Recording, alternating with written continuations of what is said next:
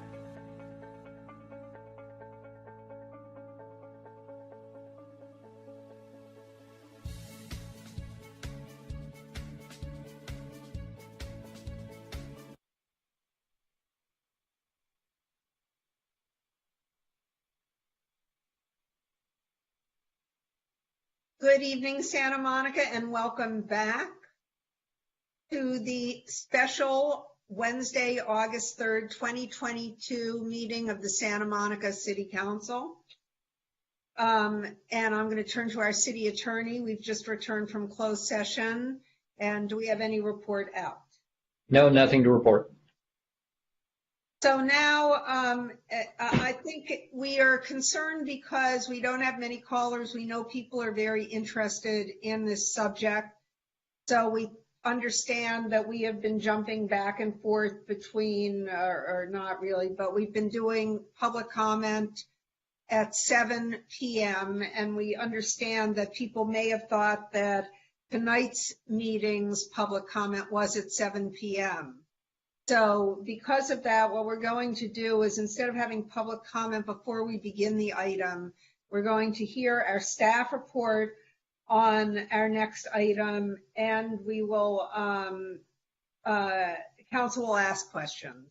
And then we will return to public comment after we ask our questions.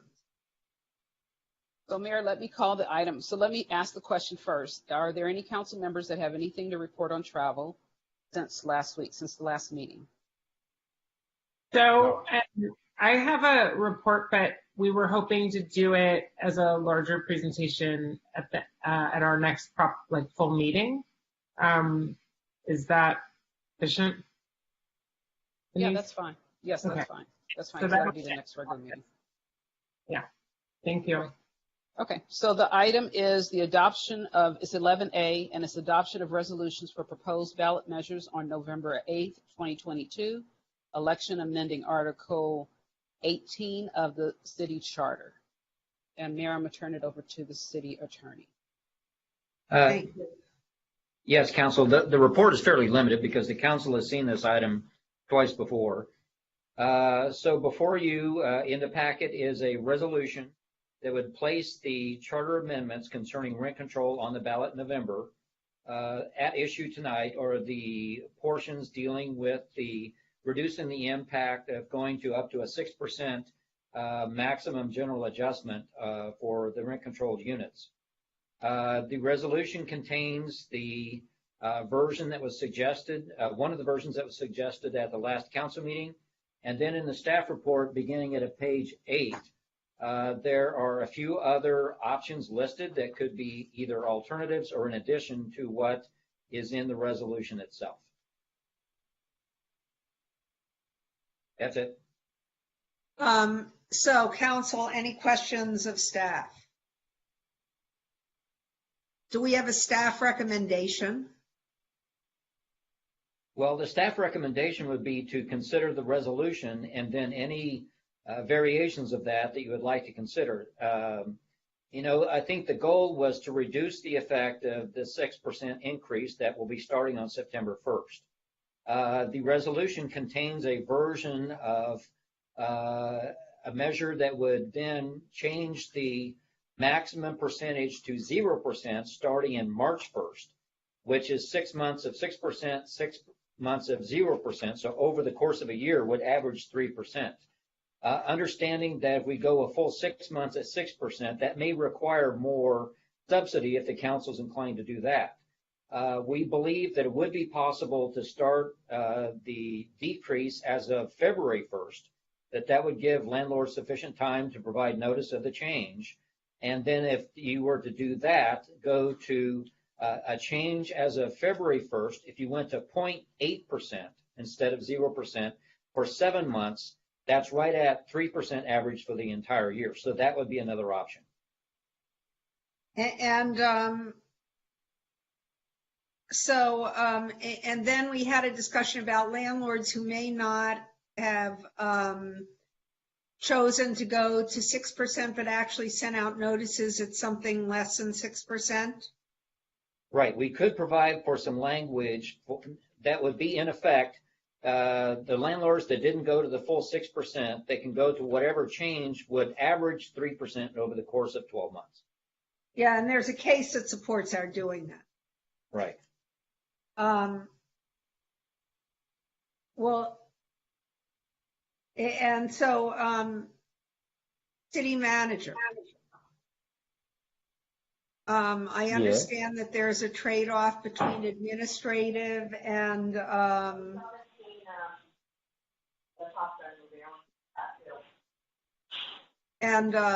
between administrative considerations versus, timing considerations on the, February 1 versus March 1. Yeah. So in talking about, I think the city attorney well framed sort of what the option is rooted in, which is we are not sure of the depth of financial assistance that will be needed to support renters to handle the 6% increase. So the discussions with the Rent Control Board staff has been, can we shift from the March 1st date to the February 1st date?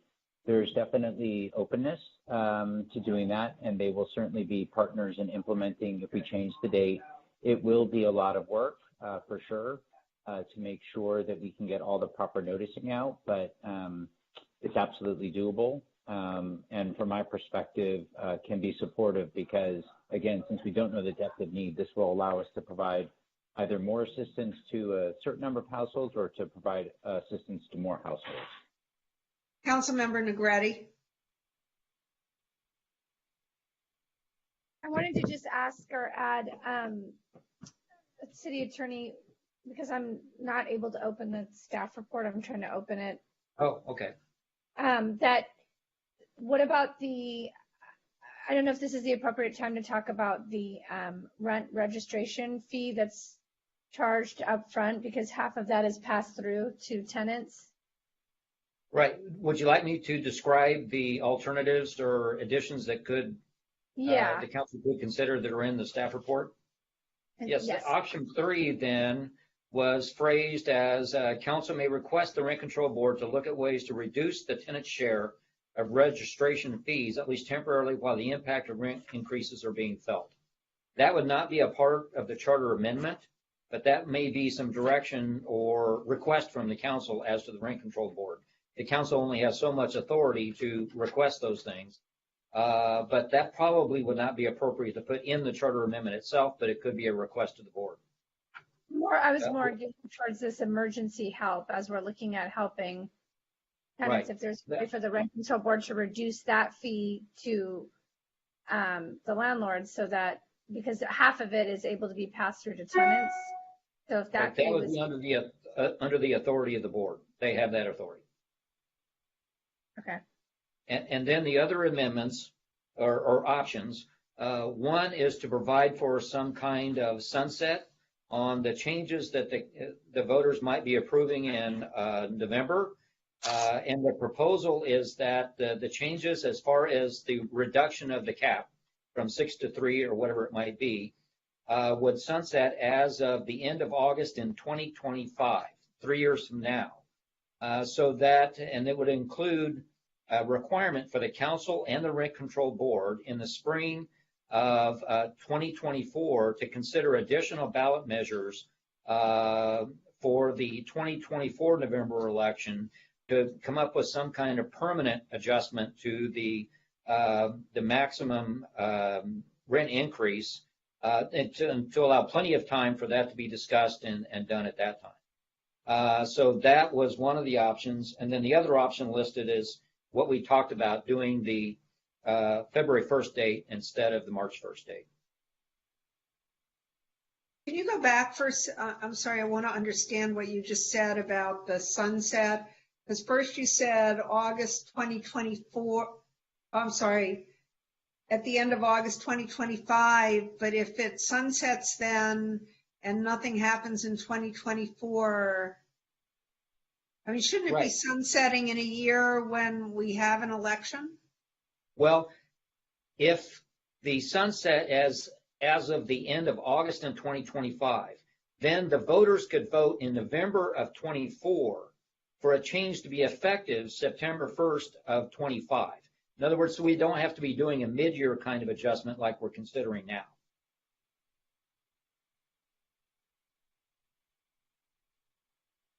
Okay.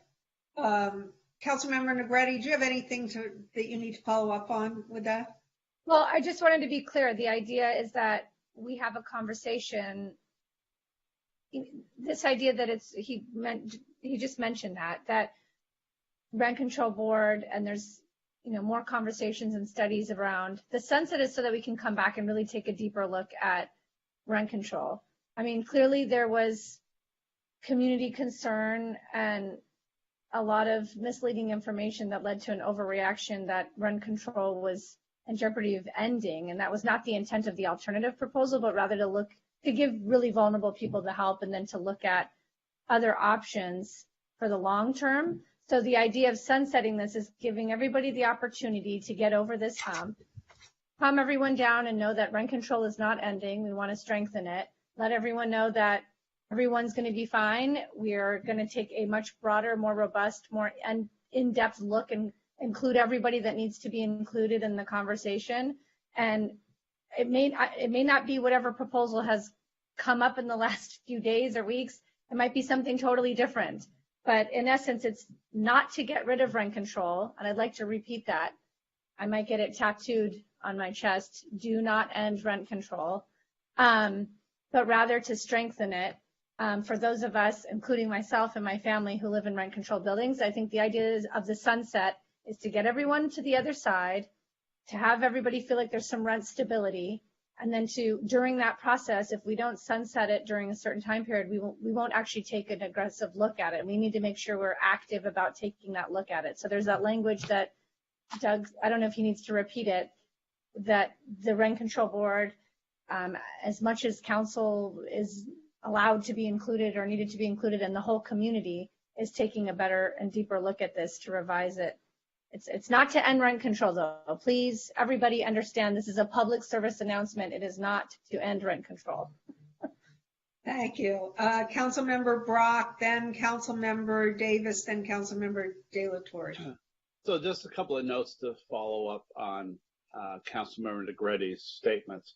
One, the option 3, where I know we have no power at all over the rent control board, but I wanted to make sure that we said not reduce the tenant share of registration fees, that the registration fees, I believe, should be kept at the level they were for 21-22, and not that increase that was proposed by the rent control board. We respectfully ask that increase be deferred. And so I want to make sure on option 3 that it's not just the tenant share registration fees, that the landlords could not be further burdened either. That was one thing. And then 2, I firmly support the idea of having a robust community discussion about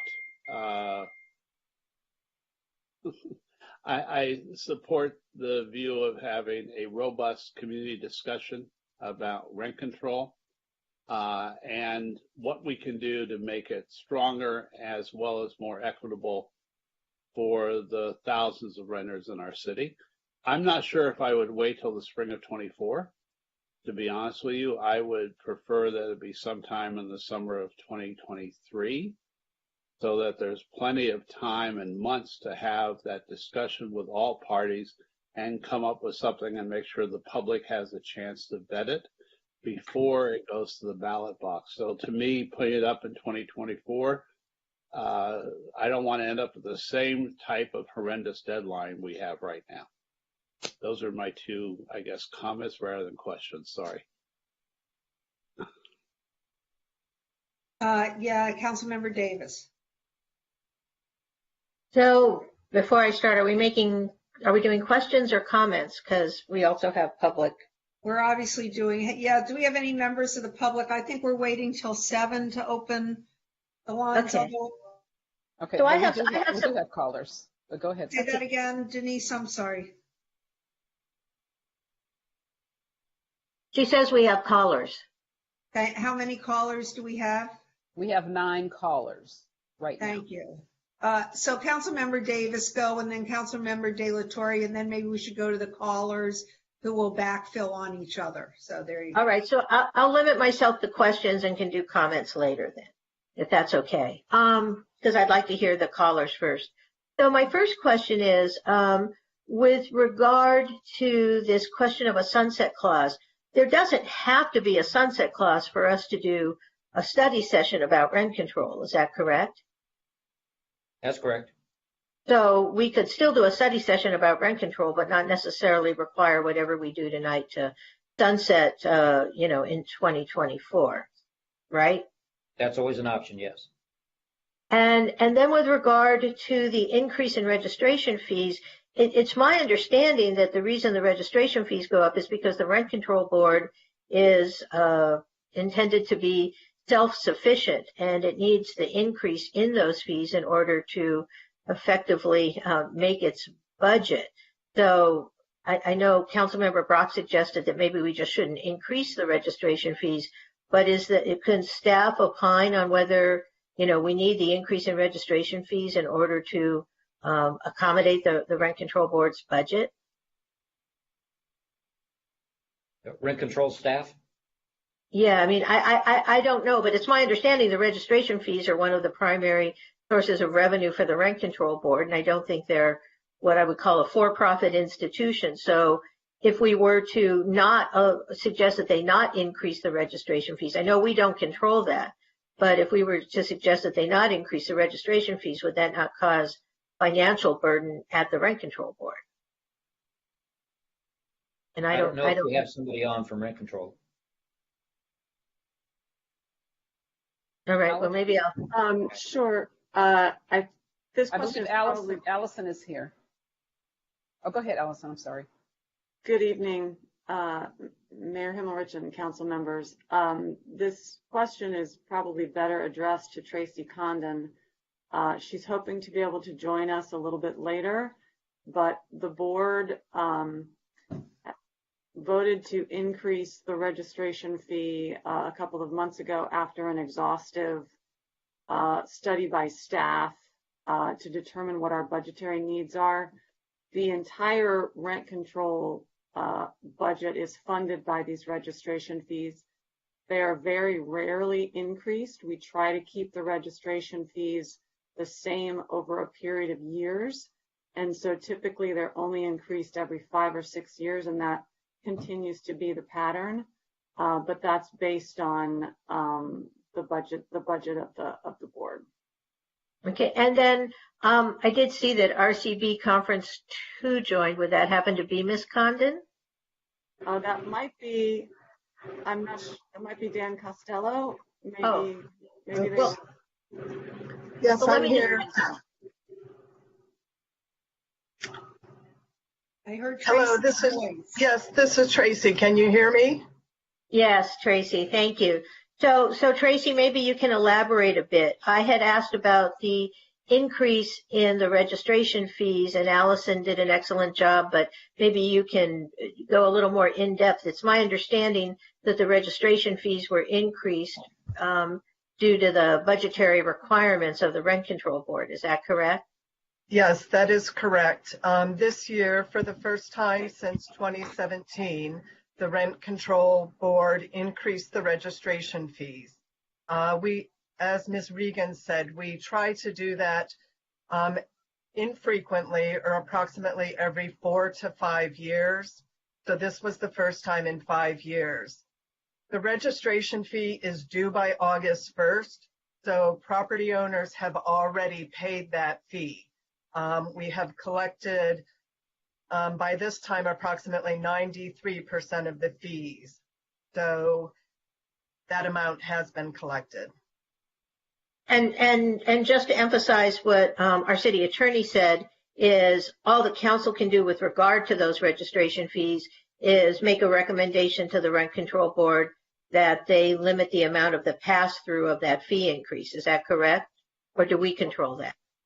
Well, that's correct. But in fact, back in 2014, there was a ballot measure, Measure FS, which was approved by the voters.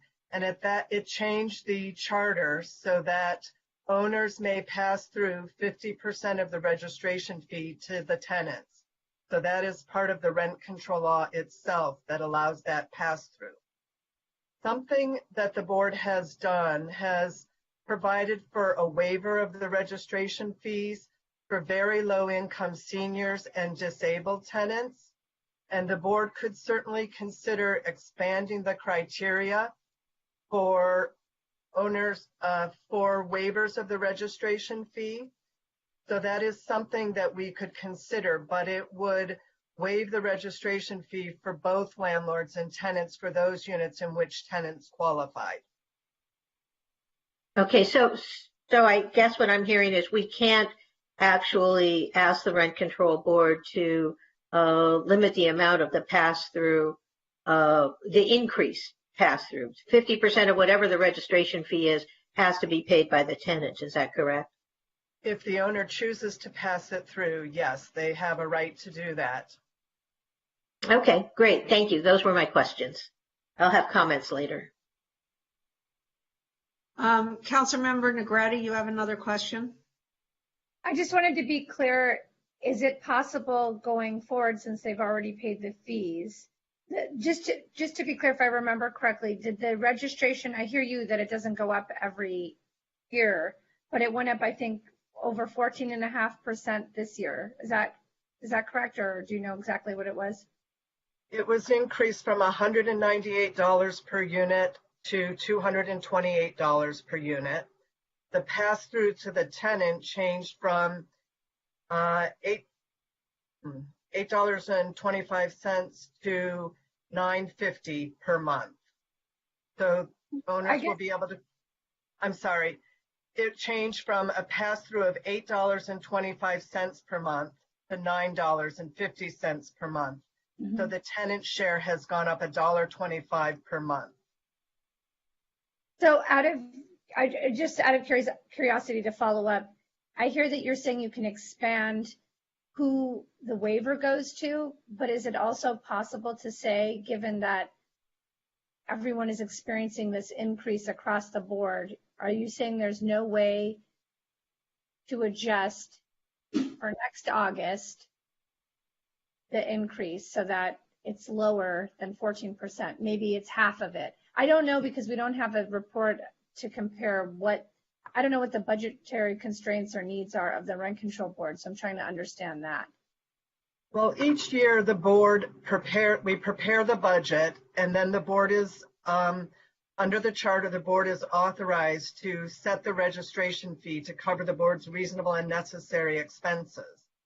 So it is possible that next year the board could reduce the registration fee if that would provide sufficient revenue to cover the agency's expenses. But this year, the amount that we recommended was the $228 that the board adopted. But yes, we reconsider it each year, so it would be possible for us to evaluate that. We will, as a course of business, evaluate that again next year. Because I'm almost thinking that instead of waiting every few years and then something like this happens and it's really big, it's almost better to have consistency year to year. And then lastly, I was going to say, are these notifications to landlords and tenants part of the cost that's incurred through rent control board? Yes, those are part of, yes. So this proposal of like the rents going up and down is going to incur more costs, I would imagine, because there's multiple notifications that have to go out. That's correct. These are not notifications that we had anticipated in the budget, but we do have a little bit of surplus from the fee that is available for us to cover these costs of the additional notifications. From the fee from prior? The current fee. From the current fee. Oh, from that you've collected. Okay. Right. I'm out of curiosity, when you guys don't meet that fee, if you were to exceed that, where does the additional necessary funding come from, if needed? The registration fees are the board's primary source of revenue. The charter does say that the board can seek revenue from other sources, but since the beginning of rent control, the registration fee has been the funding for the agency's operation. In earlier years where interest rates were higher, we would earn interest each year on the amount that we collected, but interest has not provided much revenue to the agency in recent years. So it's usually just either the fees or interest, no other way to pay for other costs that might exceed what's available. No, the registration fee is the charter provided way for the agency to be funded. Okay, thank you. Yes, I didn't forget you, Oscar. Councilmember De La Torre. Yes, thank you. One question I have is, I know we're talking about the registration fees that have already been paid. So in terms of providing relief to renters and property owners, we probably missed that opportunity for this fiscal cycle. But what about water rates, sewage? What about utility, water and sewage? That's something that we'll question. Have those rates also gone up? And is there a way that we might be able to either suspend or roll back those increases? Councilmember, are you talking about the rates the city charges or what tenants ultimately pay the sheriff? Yes, no. What city charges? Like if there was a way for us to seek a relief from that perspective, maybe not the registration fees for rent controlled units, but for our water and sewage. Of course, rates. For the utilities, of course, Prop 218 determines what the city can charge. There's a process to do that. If we give anybody a break, then we have to backfill that probably with general fund revenue. I want to be. I know where council members Brock and Negrete are advocating for, what to find a way to where the government might be able to intervene and provide more relief to renters and to property owners. And I'm hoping that if we can't do it with the registration fees, that there might be a feasible way to look at water rates and those types of utility rates that we're charging. We would either have to go through the 218 process to adjust the rate or have the general fund just subsidize it. So, Oscar, I think that when we have this major convening of all of the special interest groups in this, it should be a topic. I mean, all of these things are things that have been discussed over the years, and this should as well be a topic for the great convening of all of the people interested in rent control after we get through this immediate crisis. But, there have been discussions of that. And also on the registration fee, I mean, basically it's going to be the same, I guess, each year now for 5 years. But if you think that it should be adjusted gradually based on some predictor, right, as I heard Councilmember Negrete say, then that too would be a great subject for the great convening of all of the stakeholders in rent control. Yeah, I would like to put it on the agenda so that staff can prepare and gather information and some data to see what price points we might want to, execute, so that we have some options moving forward. Right. But I think that will all be right. I mean, am I not understanding what's going to happen? Just so we're going to get through this crisis, and then we're going to have a big moment of looking at all aspects of rent control moving forward, including everything that we've talked about tonight. Is that right? Councilmember Negrete, is that what you're picturing? Yeah, I mean, Councilmember Brock was mentioning about the timing. I don't think the language is to say when we have that conversation. We can have it starting next week. I mean, I think the conversation can start in its grassroots form, but more official conversations and reports can start as soon as they can possibly start to give us all the time that we need.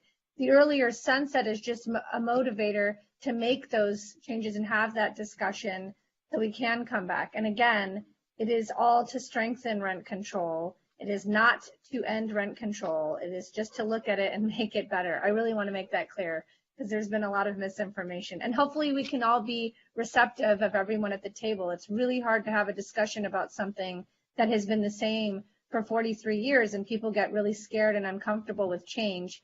But I can speak, I think, for all of us on this dais. I think I'll speak for myself, but I think I can speak for all of us that we all hold rent control near and dear to our heart as a way to preserve our diversity, as as it has been in Santa Monica. And we just want to make sure that we continue to do that and that we preserve all residents that are involved and take part in rent control. So I hope that we'll have the discussions as soon as possible. They will be multiple and many, and we will come up with something that works for everybody across the board. Councilmember Brock. So I want to riff on Councilmember Delatorre for a minute. Landlords are having to pay for earthquake retrofits. They're having to pay the water rate increases, the trash increases, et cetera. None of that gets passed on to tenants.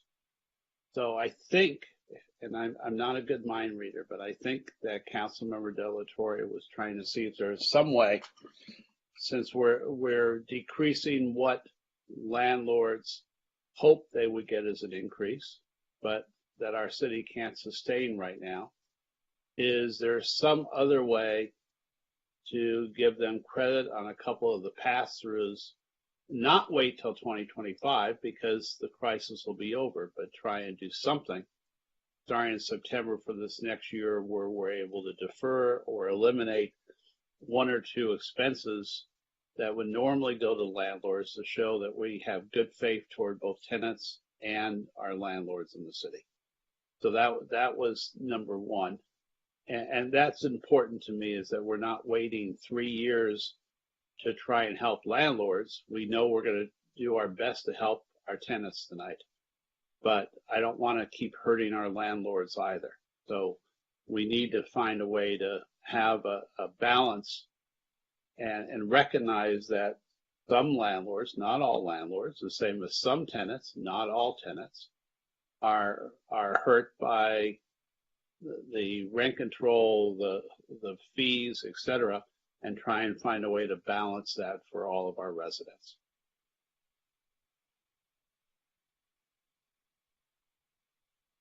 And maybe I was on mute the whole time because I just hear crickets. No, just to add to that, I heard you, Councilmember Brock, but and to add to that, we are in a crisis, in a drought, and I think it's important to consider those the water rates and how we might be even sharing them so that we can also strengthen conservation efforts. But in any case, it seems like we'll put that on the table. We'll get staff to start looking at those issues as well, because it's a whole picture of how we might be able to support renters so that rents are manageable and we don't have residents being displaced, and that's the goal here. Any other questions, such as they were? No. Yeah, Councilmember Negretti.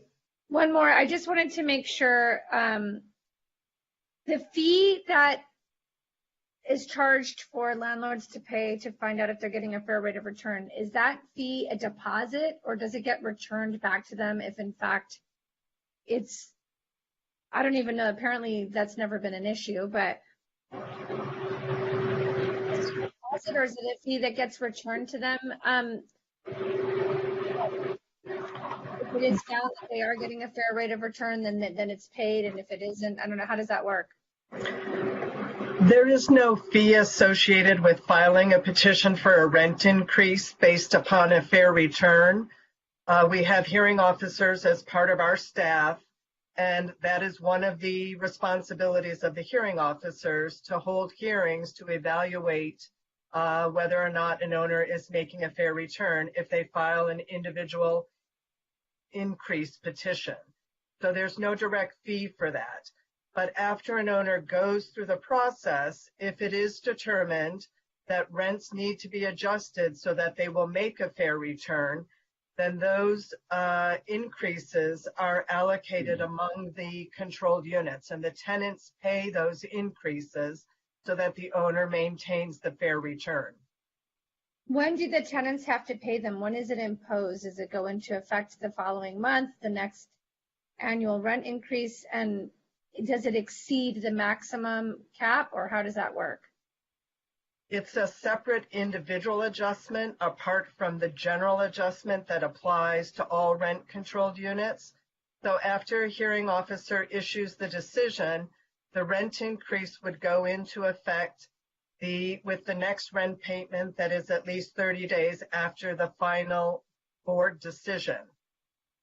With all of our decisions, a hearing officer's decision may be appealed to the Rent Control Board, and then the Rent Control Board evaluates that decision. And after they make a final decision, then the increases can go into effect. There is a provision for a hardship. So if a tenant, if it would be a rent burden for the tenant to pay the increase can be limited for a year, and then an increase would go into effect after that. So it can be scheduled out for lower income people. And does anyone backfill the difference for the landlord when there is a hardship? What happens then?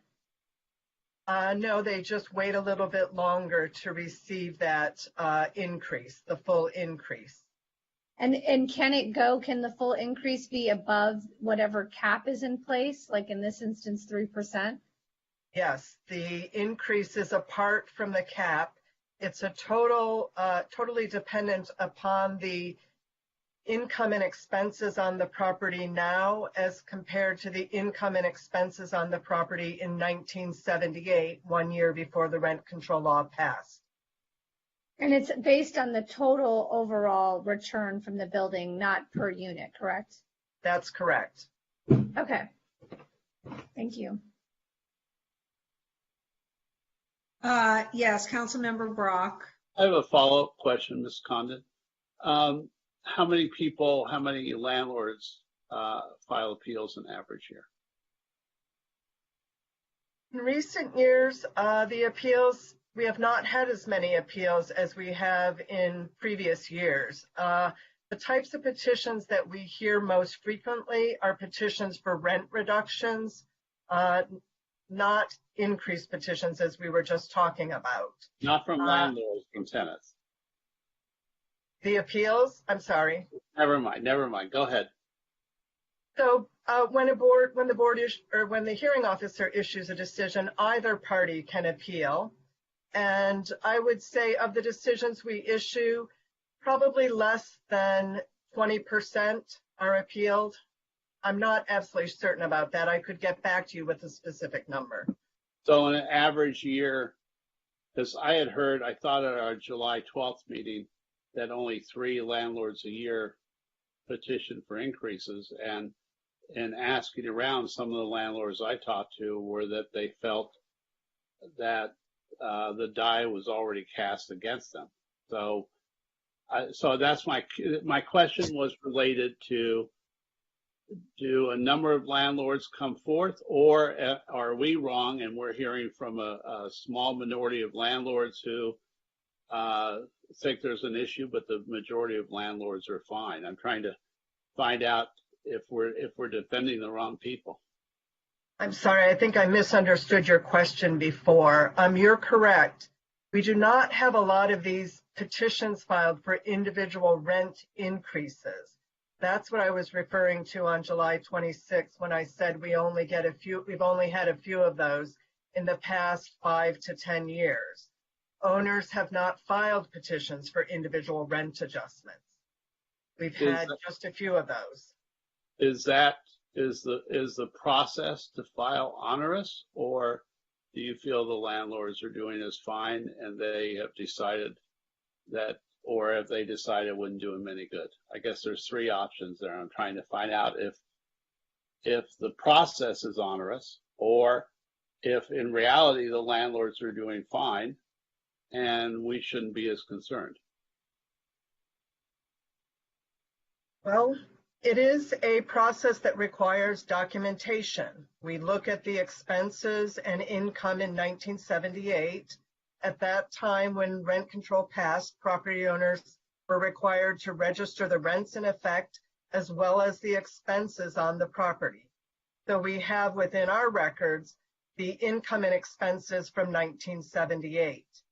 Owners who want to petition for an individual adjustment must pull together their information about their current income and expenses. And it is a full hearing process. The owners and the tenants both have an opportunity to testify at the hearings, to present whatever evidence they have. So I would not say it's an easy process, but I don't think I would say it's a laborious process. It's just a process that requires good record keeping and good documentation for submitting an increase petition. We do assist property owners who are interested in filing. We work with them to make sure that they have all the evidence that they need, or that they have as much documentation as they are able to pull together, which helps facilitate the effectiveness of the hearing. As to why there have not been many petitions filed in recent years, I think in some cases there are properties where every unit has been rented at market rate. So in those cases, the return is clearly higher today than it was in 1978. On a property where no units have been rented at market rate, that would be a property where we would more likely see a petition for an individual adjustment, but there are not a huge number of those properties. Most properties have had it approximately half or more of their units rented at market rate. And when I say that, I'm talking since 1999. And as Council Member Negrete pointed out the last time we talked about this, somebody who rented in 1999 is paying a different level of market rate compared to somebody who moves in now. So if a property owner had a few long-term tenants, people who moved in before 99, and only market rate tenants who moved in 99 or 2000 or 2001, that might be a property where we would see an increased petition. But we also see that once units are rented at market rate, they tend to turn over more quickly. So owners have, opportunities to reset the rent with each vacancy that occurs. Thank you so much, Tracy. Just a quick follow-up. How are mortgage costs factored into comparing like 1978 to today for these petitions, the mortgage costs? It is a factor considered. Well, debt service actually may not be a component. I'm sorry, I'm not the expert on increased petitions, so I can't answer that specifically. I will try and text our hearings manager right now and try and get an answer for you for that. Thank you. Councilmember Negrete. I just wanted to make clear, and thank you for just methodically and also kindly answering all these questions for us, because we are not all experts. Some of us just have lived experience and what we experience in the community. So I appreciate the patience and the responses. I just wanted to point out, though, that this was the information that I had taken in from you last time, just in regards to how many rent-controlled units had turned over and what market rate is, in 1998-9 versus today. And that was where it was sort of confusing, because then when trying to address the other folks and thinking like, okay, we can give some help to more people, then the opposite information was shared from the Rent Control Board. So I'm glad you clarified some of that. And it looks like all of this stuff are things that we can definitely spend hours and multiple conversations on going forward, because it does seem like there's a lot of opportunity to really figure out, looking at the properties that we have. And I think that's going to be a big part of the time, is looking what properties are going to be impacted. And I don't think we've ever done that. And it's not about means testing. It's really looking at these things that we're saying, like expenses in 1978 to now. I think, are you assuming that these landlords are keeping their expenses on file from 1978? Are you saying that the Rent Control Board has those expenses on file? You guys have them on file? Yes, we do, because owners in 1979 were required to file registration forms that included the expenses for the property. So we do have that information from 1978. And if it's been turned over in 1990, then those requirements maintained with the new owner of the building. Is that true? That's right. That's right. Those 1978 expenses are what they were, regardless of who owns the property now. So those are set expenses and income. What varies are the expenses and income currently for the current owner. Right. And what gets into a deeper conversation is, did they take out a second to put double pane windows in, or put in things that are, utility saving things, or whatever. We're not sure, because we don't have that expert here to say what they actually look at. But it sounds like this is one of the reasons we need to have a more in-depth, inclusive conversation from all parties to see. It sounds to me like, how are we handling all different parts of rent control, not just how we figure out the general adjustment.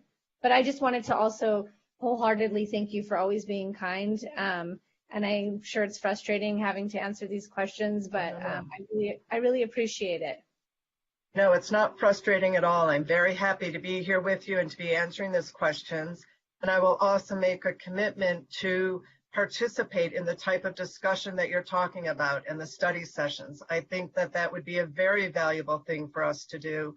And I will commit that we will agree to do that with you in the future and do a thorough study of the rent control law and all aspects that both the board and the council are interested in looking at. Thank you. I appreciate that. Thank you, Tracy. So now I think we're ready to go to public comment. Okay, Mayor, we have 15 callers. Thank you.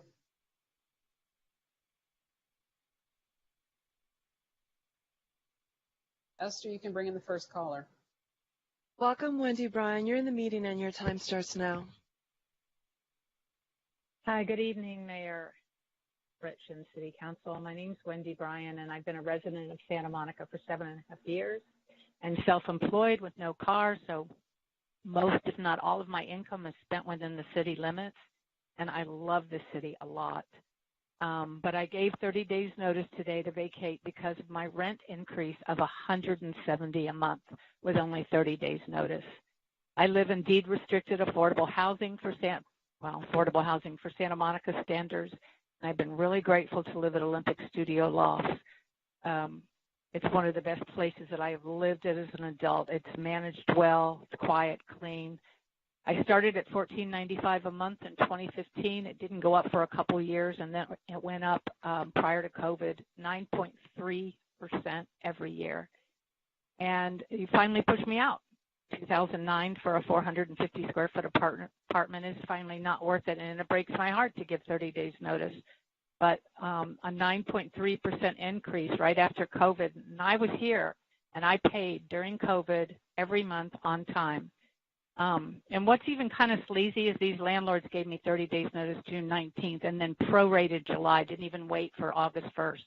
They wanted me to start to pay that rent increase in the middle of July. And I just feel like pretty soon you're going to only have the wealthy and the underprivileged. Once again, the middle class is going to be pushed out of Santa Monica. And I'm really heartbroken to have to leave. But the rent increases at 9.3% a year are just too much to bear. I'm sorry, and I'm really stressed to leave, and I really wish that you're hearing me, and I thank you for your time. Thank you, Ms. Bryan. Mayor, so we can discuss it after. Okay. It's not a rent control department. It's an NMS deed restricted department. I don't know why. I know what you're going to say. I don't know. We have to investigate, but I know the building, and I know. Thank you. You know it too. Yeah, that's just. And it's a studio. It's 14. Anyway, I'm sorry, Denise, next caller, please. And thank you, Ms. Bryan, for your testimony. Welcome, Abby Arnold. You're in the meeting and your time starts now. Thank you so much. Good evening, Mayor and City Council members. I'm Abby Arnold, and I'm representing Santa Monica Forward this evening.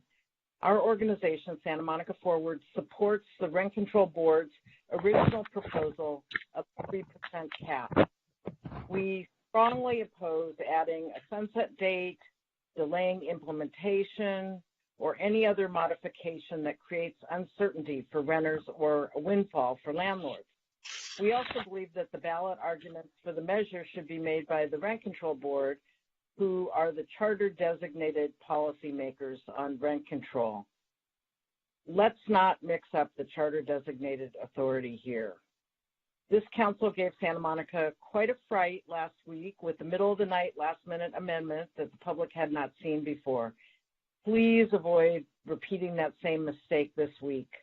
Keep tonight simple by supporting the well-vetted recommendations that came from our rent control board. A 3% cap, no sunset date, no delay in implementation, and valid arguments by the rent control board. Thank you so much for your time and attention this evening. Thank you, Ms. Arnold. Welcome, Teresa Roscoe. You're in the meeting and your time starts now. Good evening, Mayor Himmelrich and City Council members. I'm the Vice Chair of the Santa Monica Housing Commission, but I'm speaking as a member of the public and not on behalf of the Housing Commission. My public comments are regarding tonight's special City Council meeting agenda item 11A. I'm speaking to the portion of this item that is discussing the general adjustment that is currently set at 6% increase in rent for all rent-controlled units beginning September 1st. I agree in part with Councilmember Negretti's original proposal for a 0% increase for tenants living in units below the median mark, but with a 3% cap across the board for all rent-controlled units above the median mark for the next 3 years, although there may be a reason to not have a sunset clause on that. However, I would ask that the City Council and the Rent Control Board also create a carve-out for people who are subsidized tenants, such as Section 8 Housing Choice Voucher tenants, home COC, project-based vouchers, POD recipients, and others with subsidies who are paying above the median mark to be included in the 0% increase for the next 3 years. My written comments include an example of Santa Monica Housing Authority Section 8 voucher holders who are in rent-controlled units who are paying above the median mark and are currently paying more than 45% of their income in rent. If they have to pay the 3% or worse, the 6%, they will be paying around 65 to 75% of their income in rent. Again, these are tenants in rent-controlled units subsidized by the Santa Monica Housing Authority with various vouchers who are on extremely and very low fixed incomes. The city of Santa Monica touts itself as a progressive and inclusive city. Nearly half of all rent-controlled units are at market rate, and most of the affordable below-market housing units are not affordable for subsidized tenants, leaving very little for them to choose from to find housing without being forced into 100% low-income housing and forced into segregation. The affordable units are subject to a 9.7% increase, and most are already paying a new increase and cannot afford it. Thank you, Ms. Morosco. Welcome, Danielle Peretz. You're in the meeting and your time starts now. Good evening. Danielle Leidner-Peretz at the Apartment Association of Greater Los Angeles, speaking in strong opposition to the proposed rent control charter amendment. During high inflationary periods, as we are currently in, with inflationary pressures at 40-year highs, it is critical that the rent increase formula provides mom and pop rental housing providers with the ability to properly maintain their buildings and the constitutionally mandated reasonable return. The proposal simply does not meet that threshold. Small rental housing providers have been and continue to experience enormous financial challenges, and it is important that that be recognized. With regard to the authority to freeze rent increases during any declared state of emergency, the association is strongly opposed to the board being provided with such authority.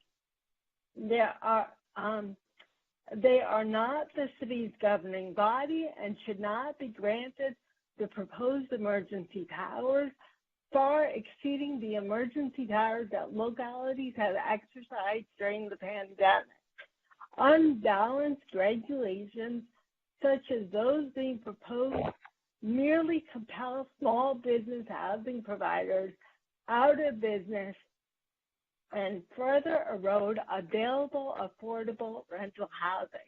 In the end, a losing situation for everyone, renters and rental housing providers.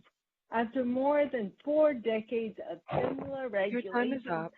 Santa Monica, thank you for your consideration. Thank you for your testimony. Welcome, Ann Thanawala. You're in the meeting and your time starts now. Hi, good evening. I'm just going to piggyback on what I heard, I think the first caller talk about with her affordable housing, because what you're doing here, I don't have a crystal ball, and I don't think any of you do either. We don't know how long this inflation period is going to last, and it could certainly last 3 years.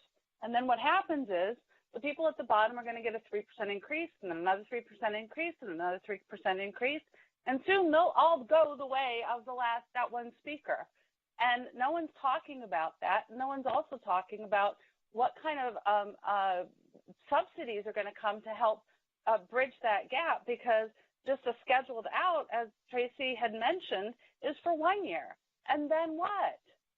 You guys haven't talked about that, and we already know that we have a very subpar housing authority. So if the money's going to come from the housing trust funds, when the housing authority is already 5 people short, and short, in my opinion, of a full deck, because they don't know the HUD laws and they don't know any of those sorts of things. And so why would anybody want to go and work for people who don't know the stuff that they're supposed to know? I mean, that's just a bad system all around. The housing people weren't even there at Nationwide Night Out last night. That table was vacant. So I don't understand what you guys think you're going to actually be accomplishing here by passing through 3% at the bottom with people who, many of whom may have never ever had to qualify, 3 times their rent. And anyone who was 48 years old and moved into a rent-controlled apartment Your time is up. prior to 1999 is a senior citizen now. So thank you. Thank you, Ms. Thanawala. Welcome, Michelle Gray. You're in the meeting and your time starts now. Good evening, City Council. This is Michelle Gray, Chair of the Housing Commission, and speaking on my own behalf tonight as a Santa Monica resident who strongly supports rent control. And my comments are focused on the issue of general adjustment in light of Santa Monica's unsustainable affordable housing crisis. It took some time, but after studying Councilmember Negretti's recently proposed rent control amendment at length, I believe a split cap based in part on median MAR is a sound and creative solution that will best protect both low-income renters and landlords' reasonable return on their investment. In addition to lowering the rent control cap from 6% to 3%, which needs to happen regardless of other actions, please strongly consider the following tonight. A 3% rent control cap for tenants with rents above the median MAR, coupled with a 0% rent control increase cap for 2 groups. 1, tenants with rents at or below the median MAR, and 2, tenants whose participation in subsidized rent programs like HCB, COC, and HOME resulted in initial income requirements that were less than 3 times their full monthly rent. Finally, this proposal may be more amenable without the $140 cap, allowing landlords to recoup more from their highest rent tenants. Please note that removing the $140 cap would only affect tenants with rents above $4,665. In addition to avenues of relief for tenants and landlords via individual rent control board appeals for reasonable return and city-funded rental assistance, this configuration of a 0% and 3% split cap proposal provides relief for the most low-income renter while ensuring sufficient returns on landlords' investments. It is the most fair and equitable measure. Thank you very much for your consideration. I look forward to hearing your thoughts. Thank you, Ms. Gray. Welcome, John Alley. You're in the meeting and your time starts now. Hi, can you hear me? Yes, we can hear you. I've been donated 2 minutes, so I just want to make that clear before we start. Mr. Alley, let me stop you for a second. Mr. Alley, this is Denise. There is no time donation, so you'll only have 2 minutes to speak, okay? Okay, then, as Maxine Waters always says and prevails on, I reclaim my time. One of the only statements that needs to be made tonight is that this entire episode shows that it's not helping our residents. What got killed in Councilmember Negrete's proposal was that housing providers and renters could live both with an emergency period, which provided direct relief to those most in need. I find this to be a very instructive episode in our city's history. Folks, it all explains all of the other completely failed policies in our city. They are not actually designed and written to deliver beneficial outcomes to the committee. Council, we already have different percentage increases depending on the monthly rent amounts. Rents above the $140 a month rent cap pay less than 6%. Renters paying less than $8,000 a month are paying 1.7% increases. Thus, the wealthier pay more than the poor. SMER has smeared those looking to help the poor by saying, quote, the proposal to means test was brought forward. This was never raised by those trying to present and help our poorest. The truth is that SMER has flooded the city with homeless, not from Santa Monica or LA, but from all over the country. The truth is that Mayor Stu maintains a vacant condo close to Ocean Avenue for visiting friends and colleagues. Make it available to a needy renter, Mayor. The truth is that 3 weeks ago, Mayor, you stated you had never met a mom and pop landlord. Sue, 65% of the rental housing in Santa Monica are owners of 4 to 12 units built in the 50s, owned by widows, single people, some Nazi survivors, if you can believe it, that old, many who want to speak but can't under this format. It's their only income. Lastly, your time is up. We are one community. Thank you, Mr. Alley. Welcome, Denny Zane. You're in the meeting and your time starts now. Good evening, council members. I'm Denny Zane. I'm one of the co-chairs of Santa Monicans for Renters' Rights and organizer of the campaigns for rent control back in 1979, which has really not only provided a great deal of security and comfort for our tenant population, many of whom would have been long gone had it not been, all of them perhaps, would have been long gone had it not been for rent control. I urge you to adopt the recommendations of the Santa Monica Rent Control Board to lower the general adjustment cap at the earliest possible date to ensure an average rent increase over the year is 3%. So if that date is March 1, then you should lower the cap to 0% for all tenants.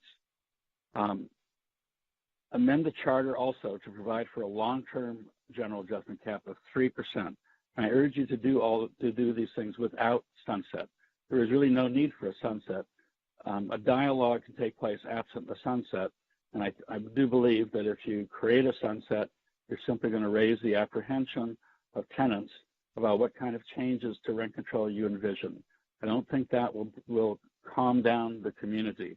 You'll do a much better job of calming down the community if you act as I've suggested and do so without the sunset.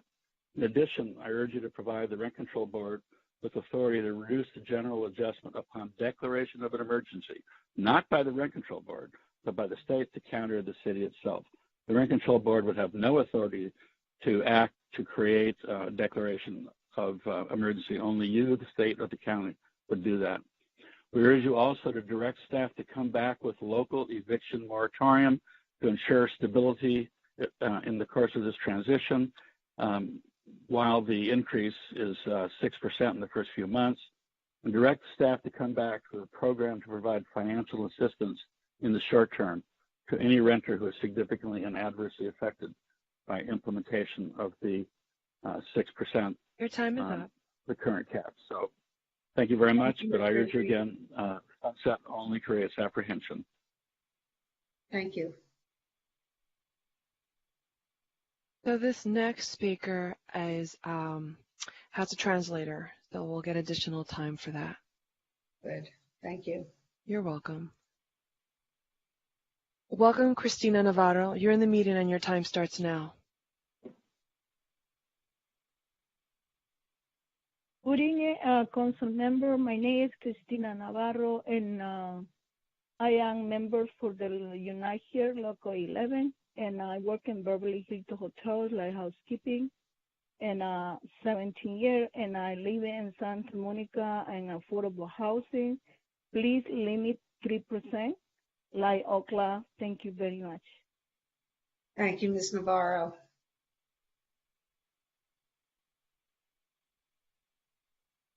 Welcome, Jason Mathenbaum. You're in the meeting and your time starts now. Good evening, Council.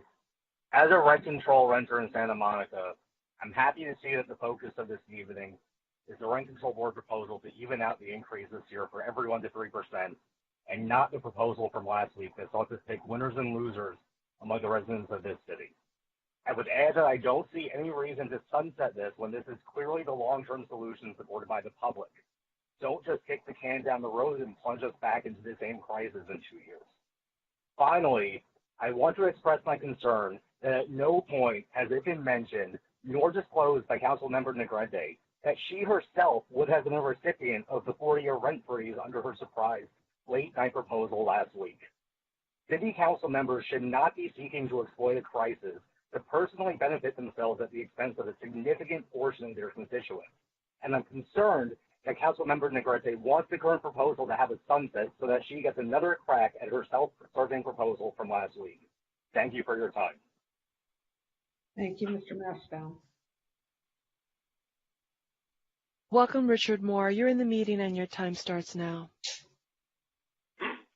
Good evening, council members. I'm Richard Moore. I serve as the chairman of the board of Santa Monica Community Corporation of Santa Monica.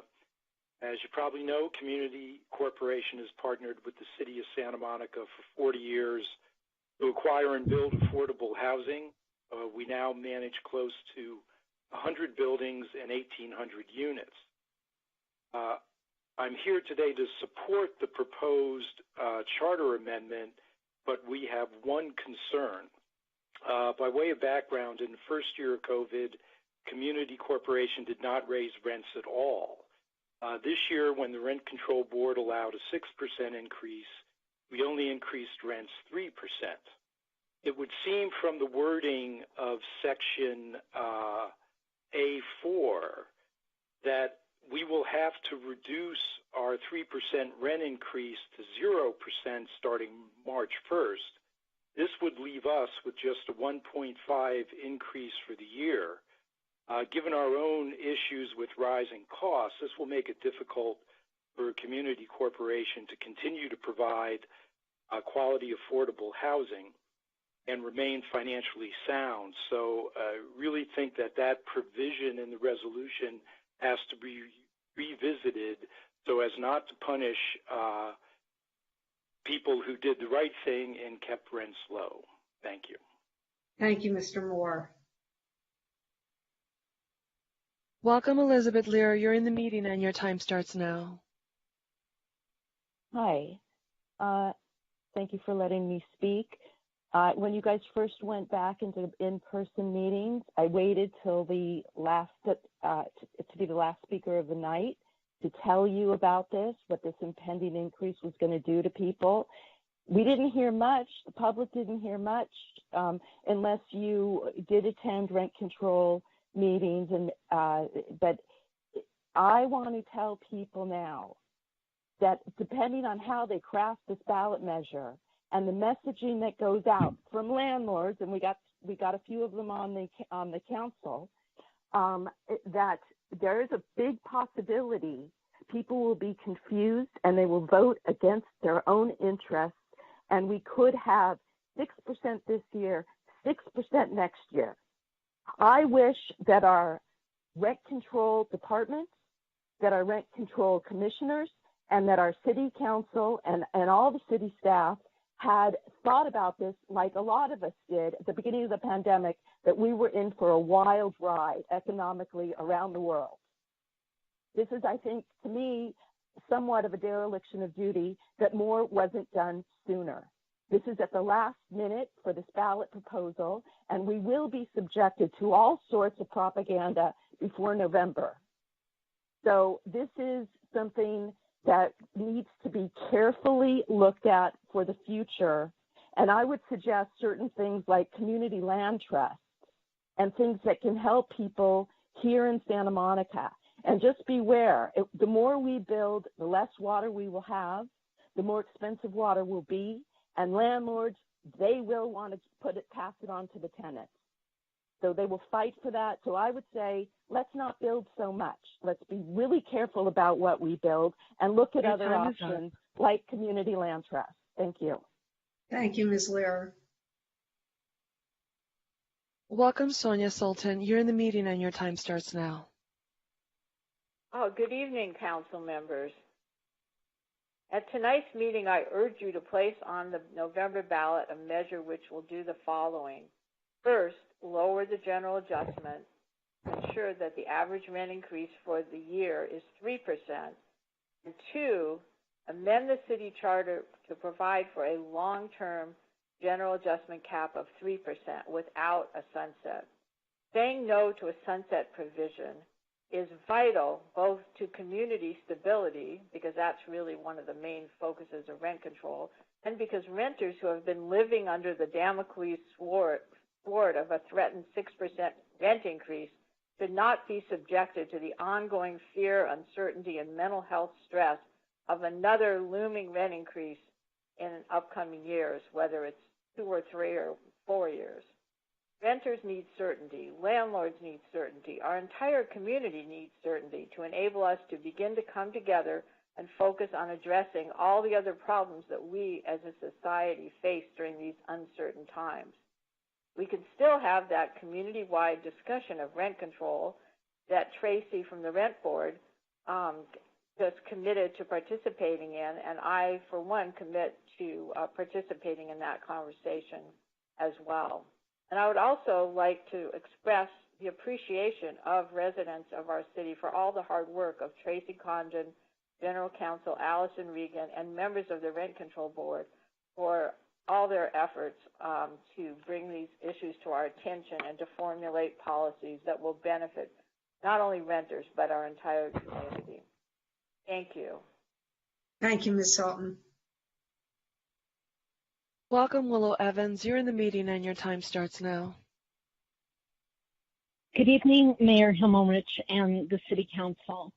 I had an accident almost 4 years ago, which caused me to really reduce my income quite a bit, and it has not recovered. So even the 3% is challenging for me, and actually in speaking with so many of my friends and neighbors, is challenging for them too on fixed incomes or just not making enough money. I mean, just because there's an inflation, it does not mean that our incomes have gone up. So I wanted to propose that you that you consider a 0 to 1% increase, and in emergencies, a 2% increase with no sunset date and no delay on implementation. So I saw my friend the other day. She was on a walk and she said, it's furniture on the street day. Everybody got their rent increases and they're moving. And I think that was illustrated by the first caller, is that you may not know about all of these people, but everybody is horrified and they may not know that they can use their voice in this meeting.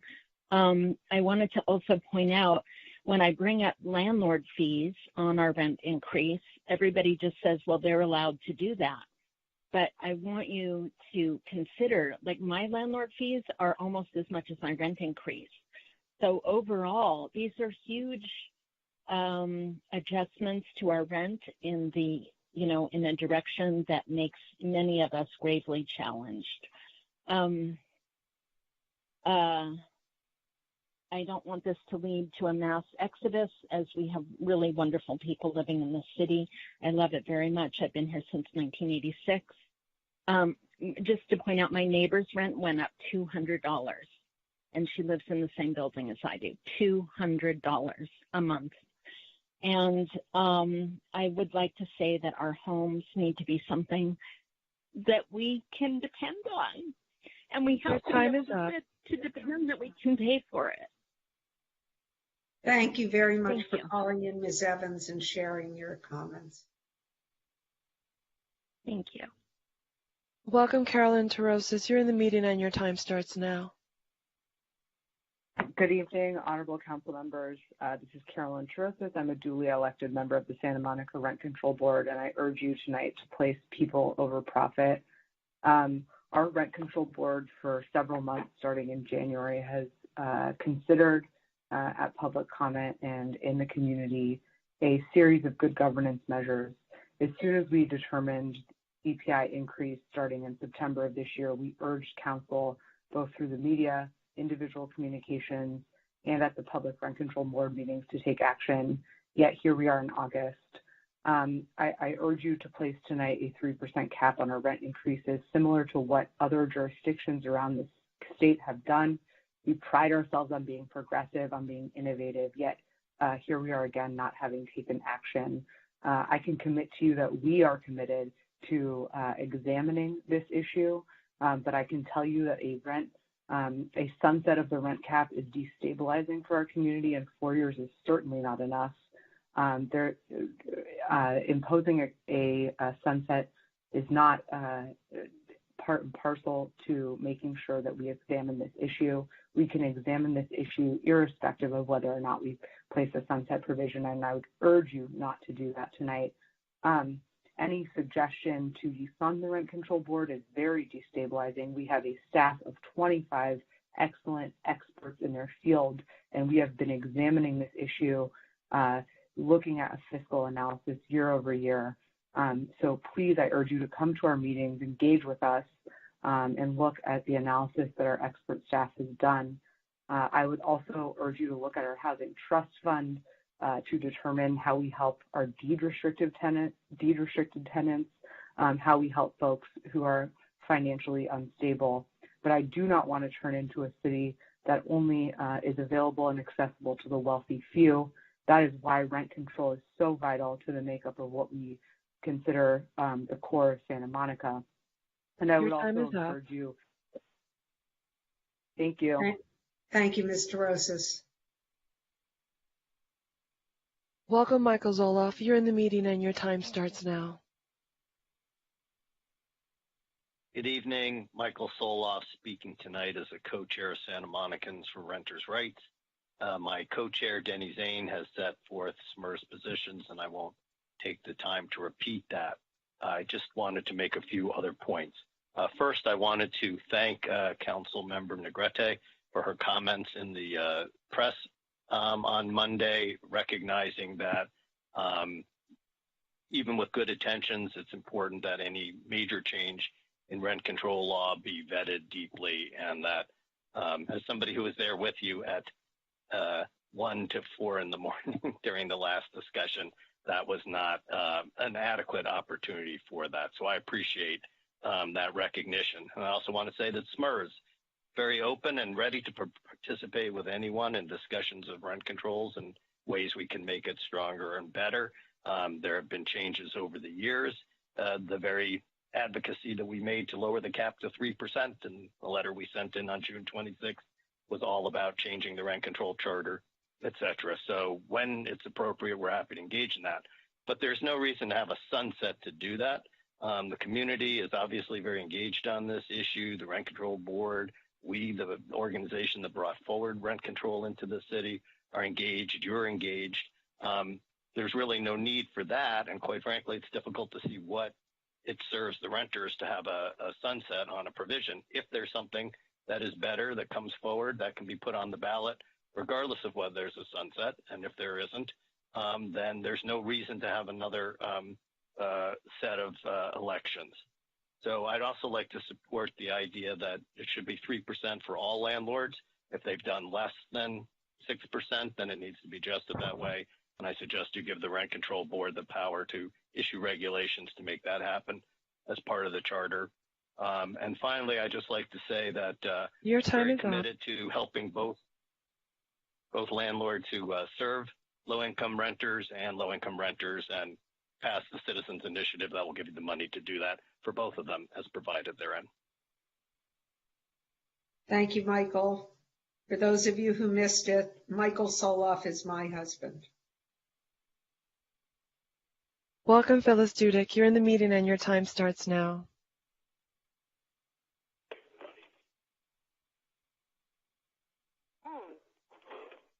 Ms. Dudek, you're in the meeting. Oh, just a moment. I dropped my phone. Welcome, Phyllis. Oh, thank you. Thank you very much. I just dropped my phone. Oh, boy, this has been quite a meeting, and I want to thank everybody. I want to thank the council. I want to thank the Rent Control Board, our attorney's office, our rent administration. I mean, I really want to thank everybody. Everybody's heart is certainly in the right place. It's a very, very difficult situation. And all the wonderful questions that have come up give me a lot of hope that as we go forward in good faith, everyone working together, we're going to have a lot of education, a lot of good questions, a lot of, moving forward in a very good direction together in good faith. That's what I'm looking forward to. And that is a beautiful thought. Right now, we're in a crisis, and I think we just need to, while there's all this going around, all this questioning and so on and so forth, here we need to focus on the issue at hand, which is the emergency we're in right now, and the two ballot measures that are on there to help mitigate the situation that were, quite frankly, that were vetted, legally vetted, that were strongly considered and analyzed. I think we just need to go with it and then continue this conversation. I'm so glad it's been brought up because it's good to review. It's good to ask, and there's lots of questions that council want to know and understand before you put other ideas out there. So it's going to be extremely helpful. It's great. Your time is up. Please, let's move forward with what we've got. We don't need a sunset because you're going to discuss and you're going to find out. And that makes it so political. So please. Your time is up. Thank you, Ms. Judith. I'm sorry. All. Thank you for calling in tonight. Welcome, Bill Davids. You're in the meeting and your time starts now. Thank you. Long before the 6% increase was certified, I perceived that a 6% increase was forthcoming, and I submitted back-to-back 2 item 12 agenda items pertaining to the POD program, specifically asking to reform and enlarge the POD program for seniors who would not ordinarily qualify for it. Faced with the 6% increase right now, one Section 12 item I know did not reach the city council members or the city manager because it was diverted to Tracy Condon. Tracy Condon and I had a conversation about it.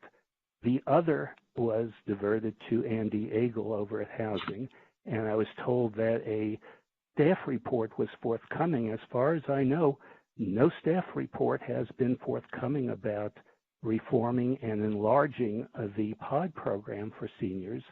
Right now, it's an inhibiting intrusive program that has the comfort level of an IRS audit if seniors basically apply for the program.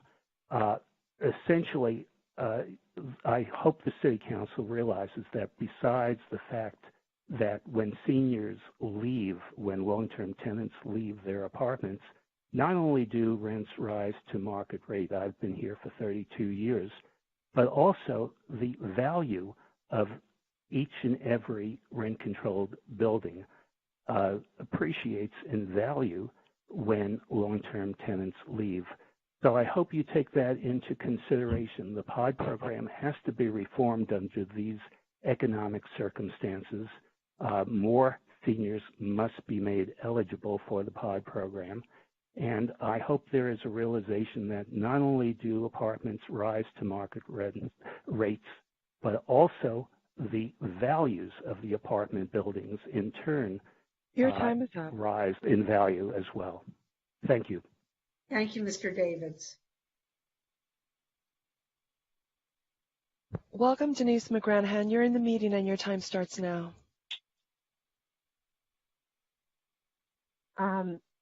Hi, this is Denise McGranahan from the Legal Aid Foundation of Los Angeles.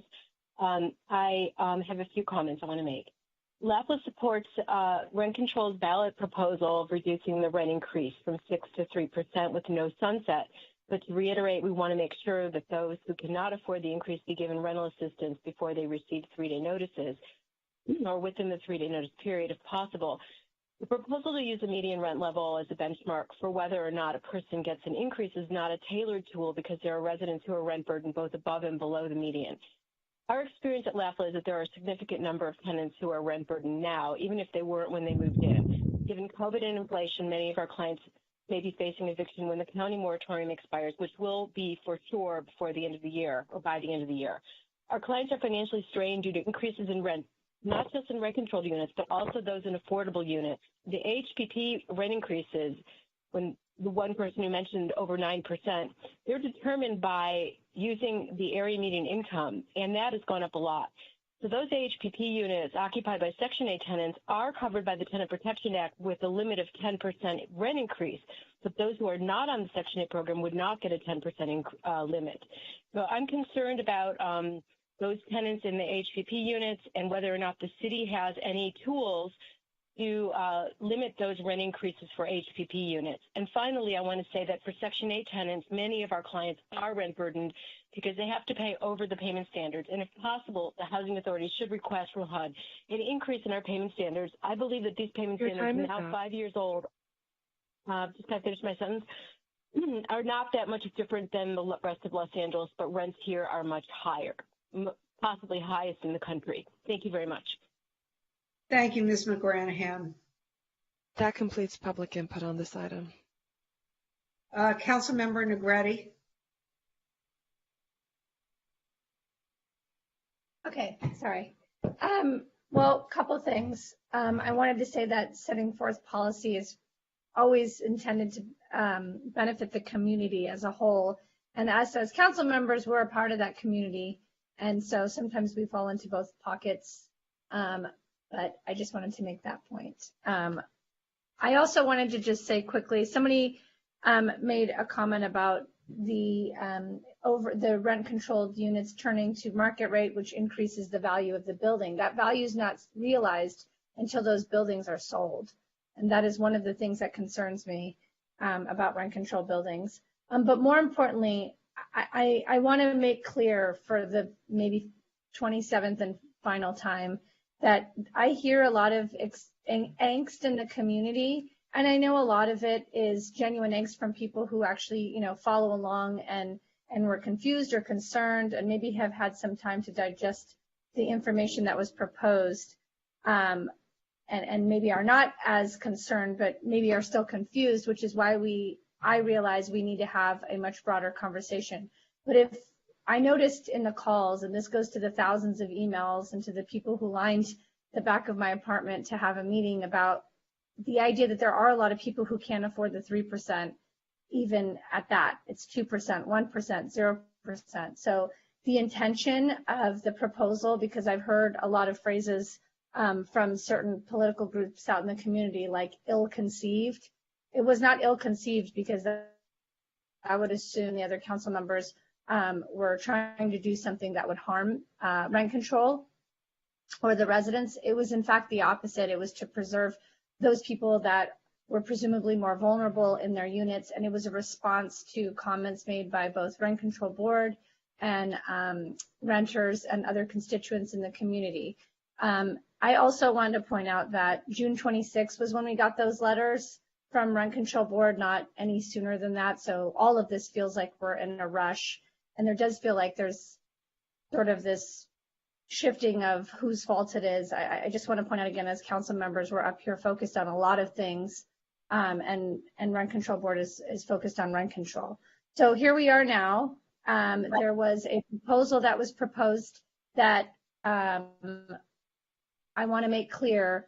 There was a lot of overreaction that was coupled with immediate negative knee-jerk reaction without understanding who the proposal was coming from or where it was coming from or the good intentions that it had. I happen to be a rent-controlled tenant myself. I happen to be a daughter to a father who's aging in the rent control department. My uncle's aging in a rent control department. My neighbors, I'm very concerned about. This was a response to those people. I want to point out that the community needs to understand that there's nothing to worry about. And this idea that there's anxiety around rent control ever ending is not the intent of myself or I think this council as a whole. And it is a charter amendment that would have to go to the voters. We cannot change rent control. That's been said here. It's in the charter. So it goes to the ballot for the voters to decide. And the only decision would be to make it stronger. So we need to be open to listening to people's ideas. And we are up here in council, and we are a body of that's a collection of people who have different experiences and academic backgrounds and expertises. Some of us have more lived experience and less academic experience in certain areas. But I think the response to shut people down and then to purposefully mislead the community to think that they need to be in fear, that's not being inclusive. That's not listening. And it really does send a message to our community that if you are not part of certain groups, you should not get up here and do this because whatever you say will not be accepted. And I just don't think that that's an inclusive, accepting way to be conducting ourselves. It's not conducive of having these conversations we're talking about having. And this reaction tells me that the reason we're talking about a sunset is because we need to be able to push the idea of having a conversation. If we haven't had it for 43 years, I don't understand what would inspire us to have it now without it. So it's not to end it.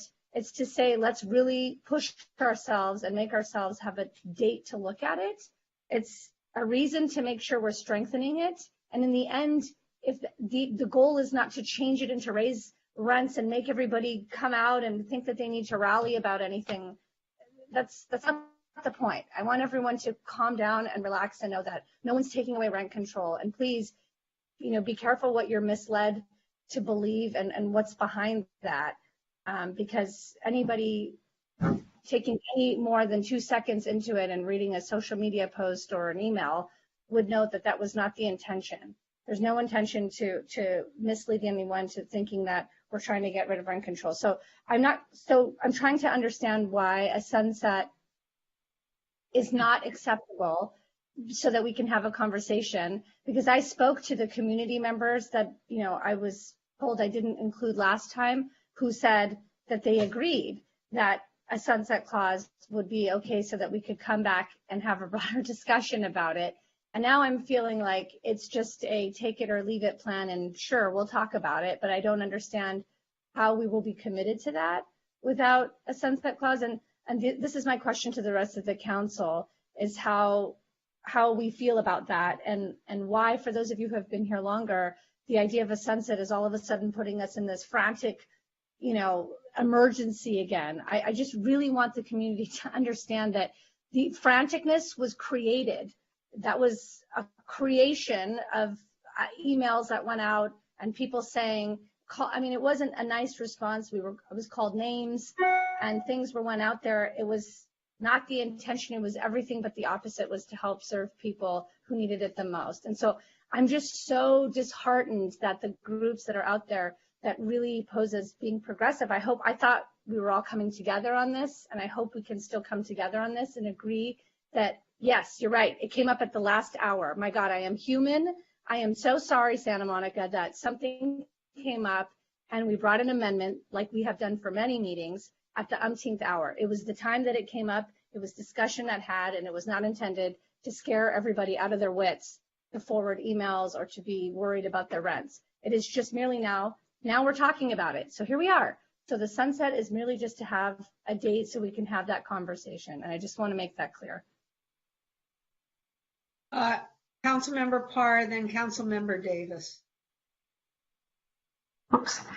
Thank you so much. So before I begin, I'd like to take a moment to thank Councilmember Negrete for bringing forth her out-of-the-box idea this last meeting to try and bring more relief to our renters. I know that it wasn't perfect, but what I do know is that it came from a well-intentioned place, and I'm sorry that you were personally attacked. and a false narrative for political purposes was assumed to further that storyline. You know, I appreciate that we have 43 years of rent control in place with strategies that have allowed our renters the ability to live in Santa Monica affordably. We recognize that we're living in unprecedented times and that couldn't be any clearer as we've navigated through COVID. But, you know, we have to look at the way we live, do business, shop, and educate our children differently as a result of COVID. And as council members, and especially as new council members, we were elected during this unprecedented time of upheaval. And I think that we've had to make a lot of really hard decisions.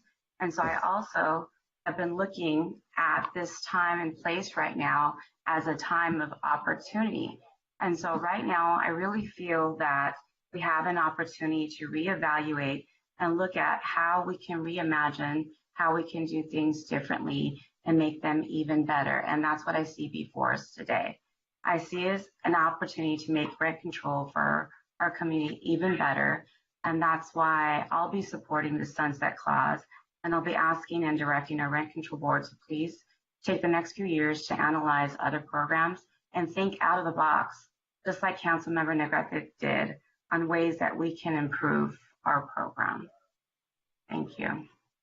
Thank you, Councilmember Parra. Councilmember Davis. So I have a question and then I'm going to have a comment. So don't cut me off after the question. And I think this question may go to the city attorney.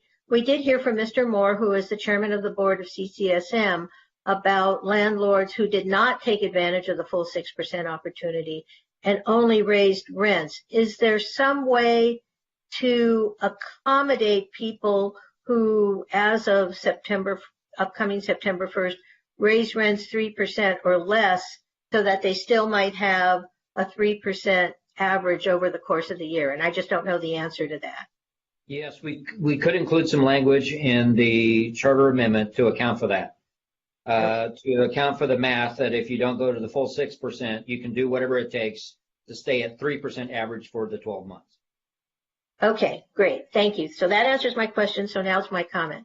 I'd like to move that per the Rent Control Board direction that we adopt the attached resolution, which is attachment A to the staff report, placing a measure on the November 8th, 2022 ballot that would amend Article 18 of the city charter to revise requirements for owners to evict tenants for owner occupancy, revise election procedures, and reduce the annual general adjustment while maintaining the landlord's ability to petition for an individual rent adjustment. And can I do the second part as well, or do these need to be separate motions?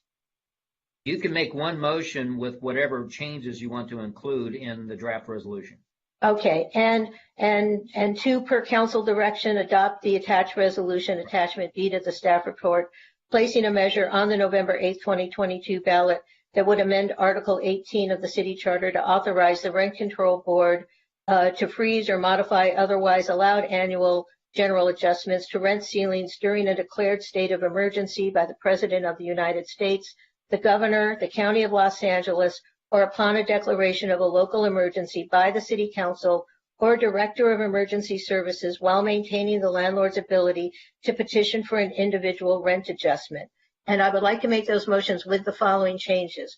One, that we adopt option 2 as set forth in the staff report, which is that sufficient to limit it, to date it that way, which adjusts the timing of the annual general adjustment cap to February 1st, 2023, and then the subsequent math behind that. And then also, as you just indicated, to allow a provision that those landlords who did not take advantage of the opportunity to raise rents to the full 6%, but raise them to 3% or less, that they be allowed to do a calculation that allows them a 3% or less adjustment over the course of the year. That's my motion. Thank you. A second.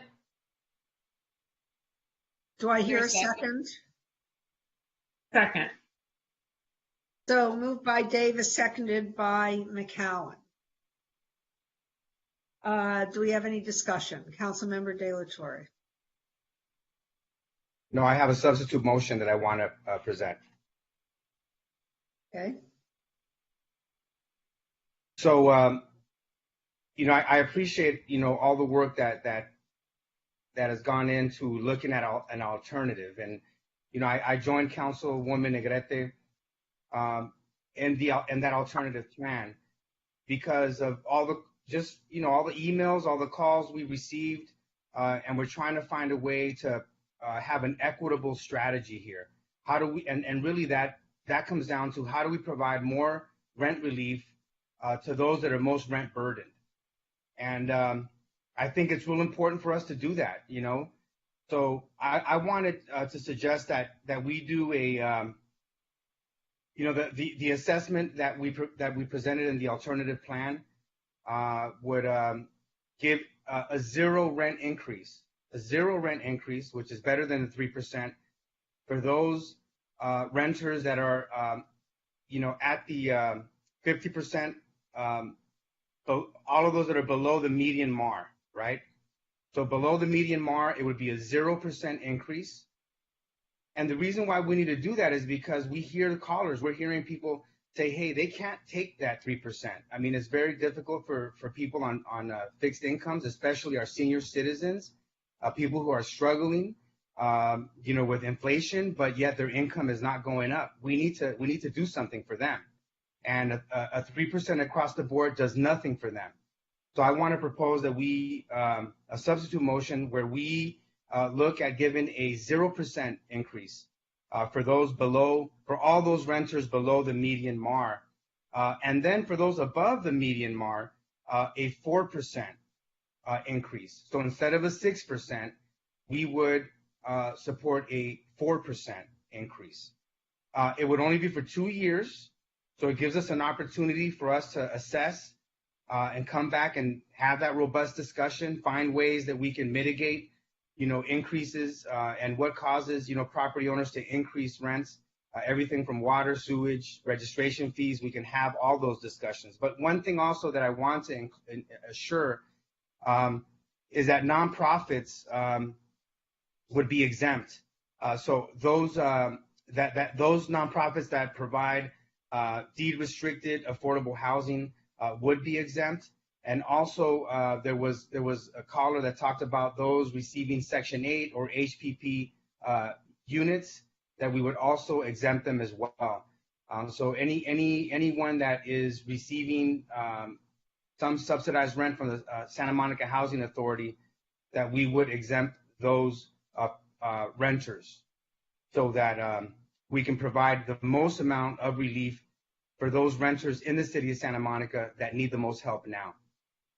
And that's my substitute motion. Oh, Oscar, I have a couple questions for you. So on the Section 8 rents, the land. Because we don't set those, right? I mean, the rents are regulated by the federal government. So are you suggesting that the tenants not pay their portion of the rent, right? Because they pay 30, they pay a certain dollar amount and the federal government pays the rent. Yes, correct. For those that are, yes, for those that are, that would fall above the median mark. So what you're saying is they don't have any increase at all? Correct. Okay, so Section 8 tenants don't have a rent increase, and who else doesn't? And also HPP, I heard from Denise McGranahan from LAFLA, HPP units have no increase. And who eats that? The landlord eats it? Well, either if the landlord eats it, the landlord can petition, the city that's a burden for them, and we can find a way to support those landlords that petition. Okay, well, I think the city attorney is going to have to address this. Those are my questions, but do we hear a second for the motion?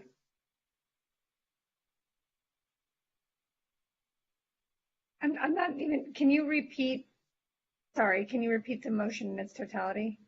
Yeah. So it's essentially reviving the proposal that you introduced, Councilwoman Negrete, or it could also be that as we discuss this, that staff finds a creative way that we can integrate, right, and not have two competing proposals, but that we would integrate this language into the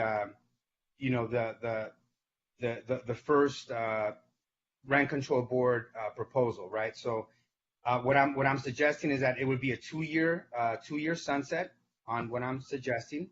So a 2-year sunset with a 4% increase for all those renters above the median MAR. By the way, with a $93 cap, not a $140, but a $93 cap. And then it would be 0 rent increase for all those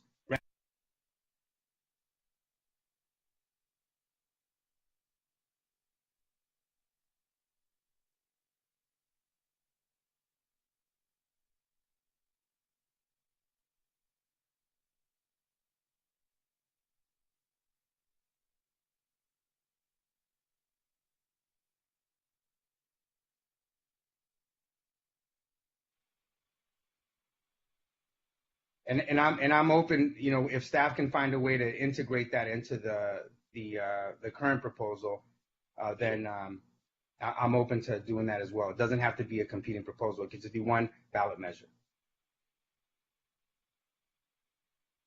I'm not seeing a second. Councilmember Brock. I'd like to know if maybe the city attorney's office has been able to synthesize your proposal into something simple, so that, because I still really don't fully understand. I understand, or I can try and, you're saying that people below the median, renters below the median, would have 0 rent increase after February or March 2023 until September 2024. Yeah, 2 years. So they would have, well, it's a year and a half. Yeah, year and a half. Okay. So that's what you're suggesting. And what was for the rest of was the part above the median? And how? Yeah, 4%. So not a 6%, but a 4%. So you're dropping the 6% to 4. And then you said something about a $93 cap instead of $140. Was it, okay.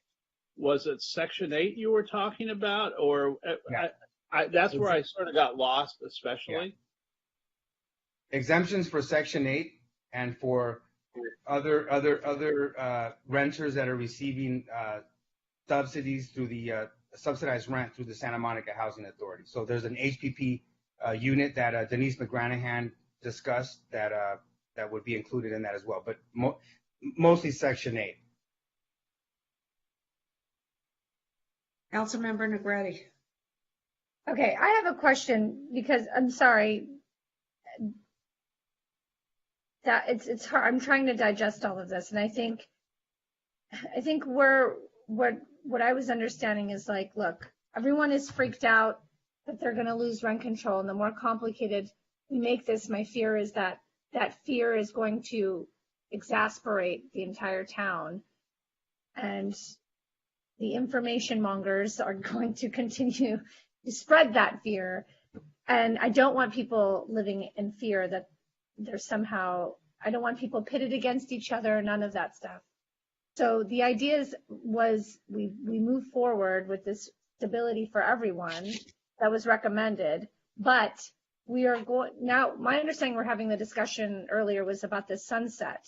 And I just wanted to bring up the idea of moving forward with what's recommended, but the idea that we have the sunset was just intended so we have a reason to have a conversation, because if we don't, and I would love to hear from any of the other council members that any comments around why is it that if we have a sunset that means something worse.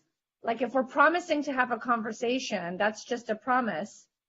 But there's been a lot of promises that have been made in the last few days that people have not kept, and I'm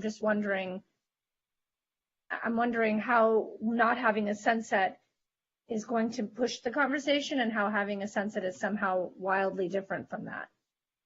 Mayor Pro Tem McCowan and then Councilmember Davis. So I seconded Councilmember Davis's motion, so I think that kind of says where I stand. But the reason I don't support the idea of a sunset is I think that the motion of itself and the change is a statement of sort of a belief that what was intended with the cap the first time around, it was set, I think, with the thinking that we weren't ever going to really get to that amount, because that amount, particularly coming off of something like COVID, was so significant that it would be too much. And I believe that in the past, we would see these sort of 1% to 2%, 3%. And so lowering the cap permanently, I don't see as problematic. And I don't think that prohibits us from having a larger discussion. Well, you all, I won't be part of it, you all having a larger discussion down the road about where rent control is going to go. But to the extent that I get to be part of this discussion, I am comfortable saying that I feel a cap of 3% is reasonable for folks living in our rent controlled units. And so that's why I don't think a sunset's necessary, but I could, it seems that people disagree with that, and so it doesn't mean that we're going to. Councilmember Davis, and then, sorry, Oscar, you're after Gleam. No, I just wanted to make sure that there was some clarifying questions, and I just want to make sure that council members have what they need in order to consider seconding my motion, my motion for a substitute motion. Well, I hear what you're saying, but excuse me, it's not your turn, so I'm going to let Councilmember Davis go. And then if you want to figure out what more information people need, then you may go after Councilmember. Rich, you did have a substitute motion on the floor, and I think without a second, I don't know that we can, Well, that's the whole point, is that we're talking about other things, like we're talking about a sunset on the original motion, and I think it's appropriate to just deal with the substitute motion, right, that I brought forward. And if there's no second, then I think that we can move forward after that, because I do want to talk about some alternatives to what I presented if there's no second. But can you please check if there's a second? I haven't heard a second. I have not heard a second. Is there a second for Councilmember De La Torre? So seeing none, let's hear your. Well, I just wanted to, Oscar, I think that I like your ideas, and I do feel that there is merit, but I feel like we need to research it out a little bit more. And that's why I think it needs to have more discussion. And that's why I agree with a sunset clause, because it would give us the opportunity to have a more robust discussion with the community about some of the different things that we can do to enhance rent control and do different things for the community in regards to rent control. And I think by having a sunset clause, we put that out there to let people know that, we're going to do this, and there's a time by which we need to have this done. And so it kind of, it reminds everybody that we're going to do this. We're determined to do this. We're going to have a conversation about this. To make it even better, not to take it away, not to penalize anybody. We're all committed to make this even better for people. And so, those are my thoughts, Oscar.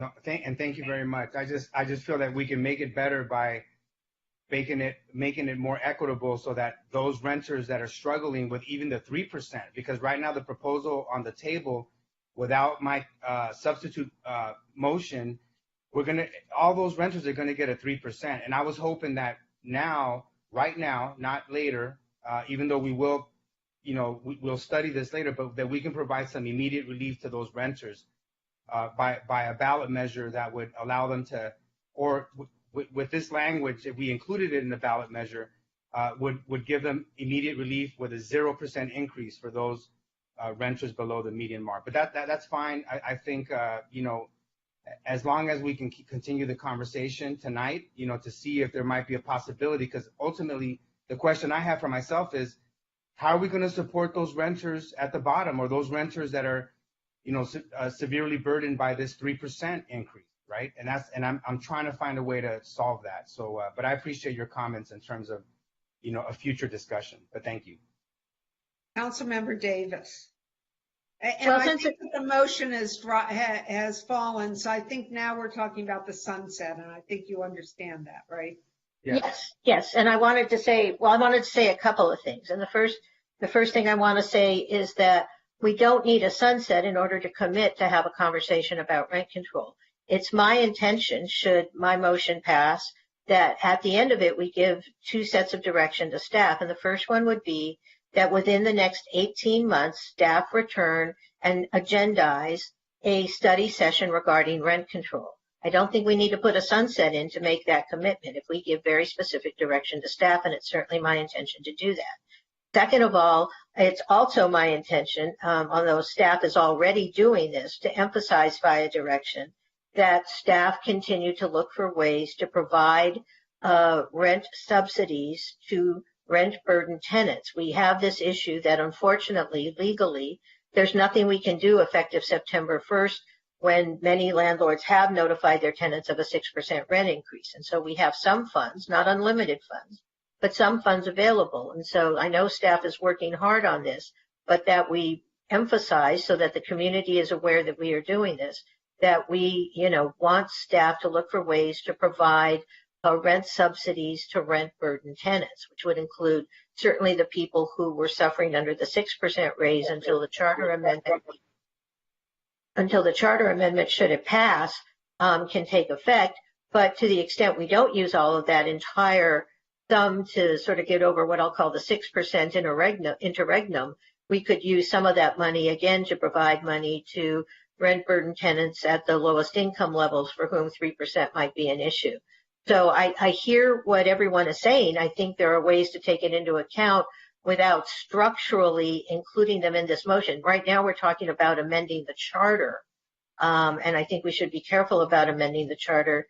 My concern about including a specific sunset clause is I've heard from renters since the notion came up that they would consider that to be a threat, as I think Ms. Sultan said, a sort of Damocles hanging over their head, that we would be right back where we were in 24 or 36 months with great uncertainty. So I think we can commit to do a study session regarding rent control without including a structural sunset. So I have a question about the sunset, Councilmember Negretti, to you. I think I asked it before. So I would understand if something sunsetted in an election year, right? So in other words, and maybe that's right, that it should sunset in the off year in order to fix it before it. But in other words, what you're saying is it'll sunset in less than 2 years, basically. It'll sunset before 2024, right? Can you say that? Right, Doug, the 3-year sunset. And Doug, can you help explain the thought? In other words, it would sunset 3 years from now, so that as of November 24th, that election, the voters could consider changes that would then be effective 9 months from then. Right. So you wouldn't be in the bind. And I guess the thing, look, I guess what I'm thinking about, and maybe this is not how you're thinking about it, but I'm thinking that we're going to have at least 2 new council members on the dais, right? At least 2, because of Kristen and me. And you're going to have to bring them up to speed as well. If somebody was on the rent board, that would help, but otherwise they aren't going to know. I want to make sure that we have enough time to adequately do this before the next election. Yeah, we're going to miss your children who give us pleasure, Kristen, by the way, right? At our most unpleasant moments. So thank you. So Lana, I guess what I'm saying is is this enough time, or should it be instead of 3 years, right? We could put it out further so that you have time to actually put something different on the ballot before and not immediately revert. The problem with the sunset is you'll go back to the 6%. And that is my question, Doug. Does it have to go back to the 6%? It has to go back to whatever we're putting in there now. There can't be a provision. Well, you can put in there whatever you would like. You can provide that it sunsets as to the 3%, and then it reverts to whatever you would like after that. Well, so I personally like the 3%. I don't know why we would change that part of it. Yeah, say that again. It would revert to the 3%, but then go back to the. Well, it would go back to the 6%. Yeah, if it's a pure sunset, then as of September of 25, it goes back to the current rules, which are a max of 6%. Which is not a max of 6%. It's a max of 140, and it's 2/3 of Right. CPI. I just want to be clear, because that's another spread around misnomer that everyone's rent is going up 6%. I know. I just want to be clear that that's what we're talking about. The current one that's 2/3 of CPI. So it could be 1% or 2%. I just want to be clear that it doesn't mean that we would revert. But I think you can assume that we know what you're talking about, regardless of what other people know or don't know. So we don't need to. Yeah, we're good. But I want to make that clear, because that's what gets misheard when we keep saying 6%. It's a max of cap of 140. It would go back to 6% if it has that sunset. If we specifically go back to the current model, which is 2/3 of CPI with a cap of 140, max 6%. Right? But there are two caps. One is 6% and the other is 140, Lana. Right. The 6% number is in there. So we would make it 30, if we would make it 3% or 70, as I understand it, if we didn't sunset it permanently. But why can't the sunset revert back?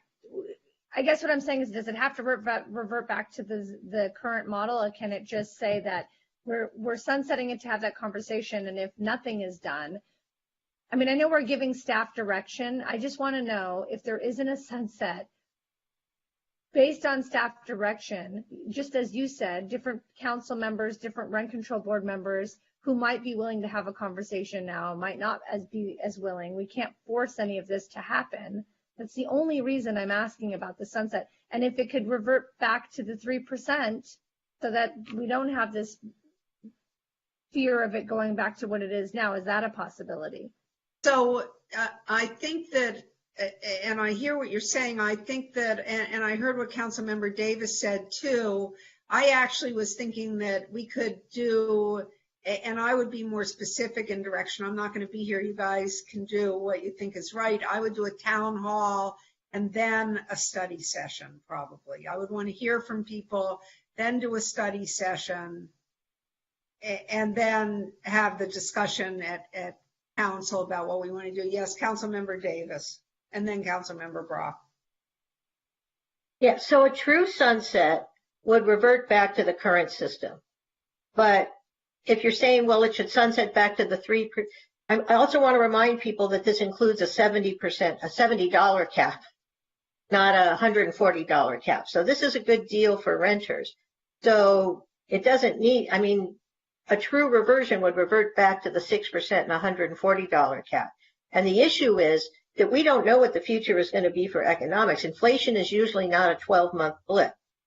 So if you put a sunset on it, and if the effect of the sunset is reverts back to the 6% and the $140 cap, and if for some reason we're unsuccessful in coming up with agreement or getting a charter amendment passed, then we could have renters in this community who will be right back where they are now, talking about putting their furniture out on the sidewalk. So I am happy, and I also want to emphasize, this isn't discretionary. If we give direction to staff, and I accept Mayor Himmelrich's idea of let's do a town hall as well as a study session, staff just doesn't get to go, oh, well, new rent control board members, new council, we don't have to listen to them. This is direction from the city council, and staff will be obligated to comply with it. And believe me, as someone who will be on this council for the next 2 years, if they don't, Mr. White and Mr. Sloan and other staff members will hear from me. So I am committing that we will have a town hall and at least one, if not more, in-depth study sessions about what to do with rent control in order to strengthen it for the benefit of our community. I don't think the sunset increases the pressure to do that or changes the obligation to do that. We give direction to the staff. The sunset doesn't do anything to change the direction that we give to staff. All it does is create a risk that 2-3 years down the road, we could be putting renters back where they are right now in a situation where they're facing a 6% increase that they may or may not be able to afford. Councilmember De La Torre and then Councilmember Brock. Yeah, I think it's real important that we have a sunset clause because, we need to have staff to be held accountable, right, for having this robust discussion. I mean, we talked about registration fees, water rates. I mean, we're looking at a lot of other issues, right, that impact rent going up. And I'm expecting staff to come back with that very robust discussion. I mean, even like the expansion of market rate housing, for example, market rate apartment buildings, that increases market pressures and that increases rents. And so in order to have that discussion, I mean, this isn't a very easy thing. I mean, a lot of people don't for political purposes or just ideological or business interests, they don't want to talk about these things. They don't want to bring that back. Who wants to cut back on their budget, for example? Those increases in registration fees support budgets, and we want to be able to have that. And this sunset will put the pressure on staff to come back and have that real honest holistic, for lack of a better word, discussion on how we can mitigate these rent increases. And without having that sunset, I think it takes the pressure off. I'd like to have the pressure on. I mean, we saw in the first time that we had in 40 plus years an alternative proposal on how we might be able to have a more equitable rent increase through a charter amendment.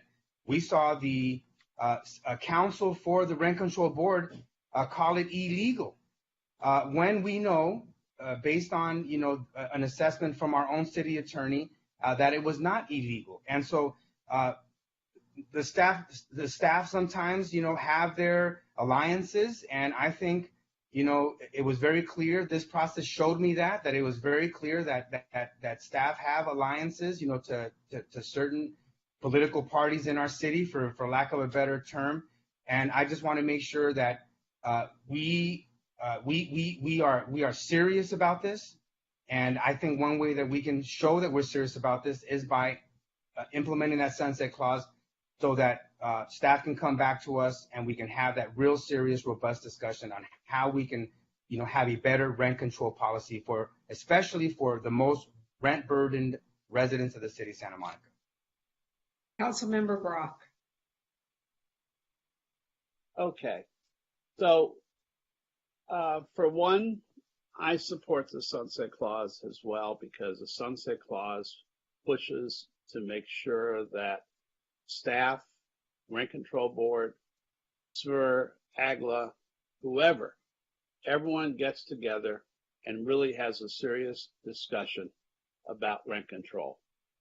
In order not to have the chaos that Gleam describes, then we have this discussion starting next summer, so that whether a 3% lifetime cap is the answer, or if there are other things that can be discussed, they're discussed, as far as I'm concerned, next summer, a year before everything has to go on the ballot, and we have a several-month discussion so that renters of all payment options can really join in and talk about that, and we can hear from landlords as well.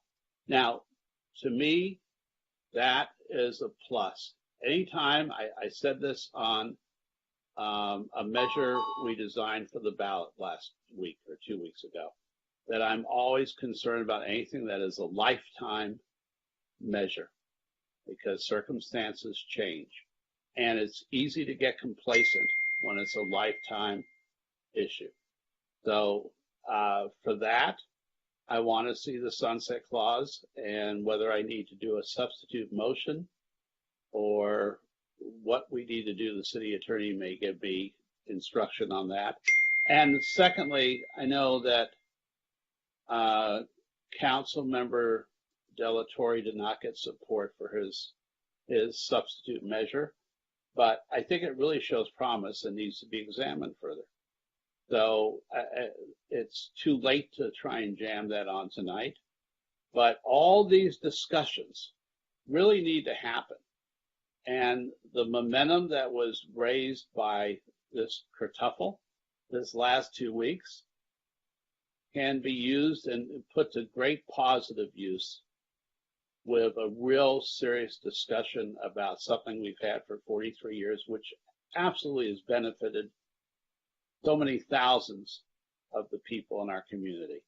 But I think, like anything else, we should have that discussion more than once every 10 years or more than once every 43 years to make sure we see what we're doing.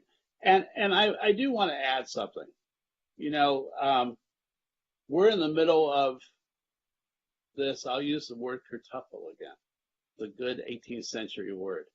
But the one thing I'm concerned about is somewhere along the line, everything, in my estimation, had a breakdown between the rent control board, between our city charter, between our policies the last 4 months.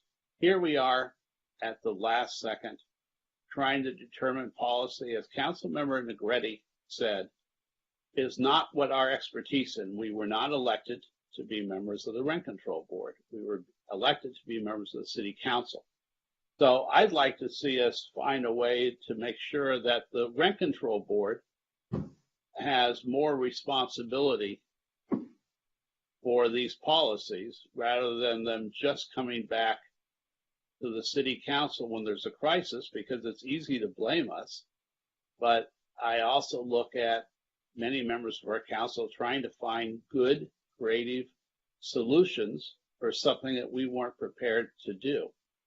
So, you know, as part of this measure or whatever we do a year from now and start talking about, we need to find ways to adjust the overall system.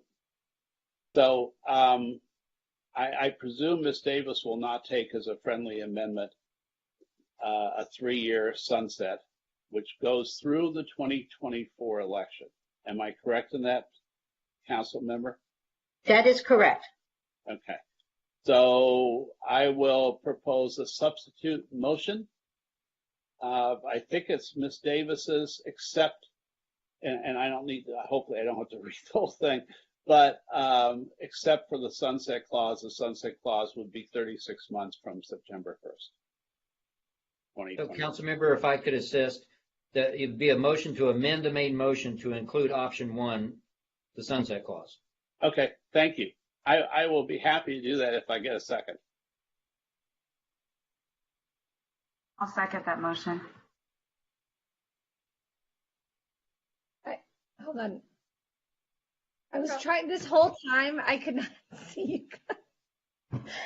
I don't know if anyone can see the panic in my face, but someone called my phone and it just wiped the screen. Sorry.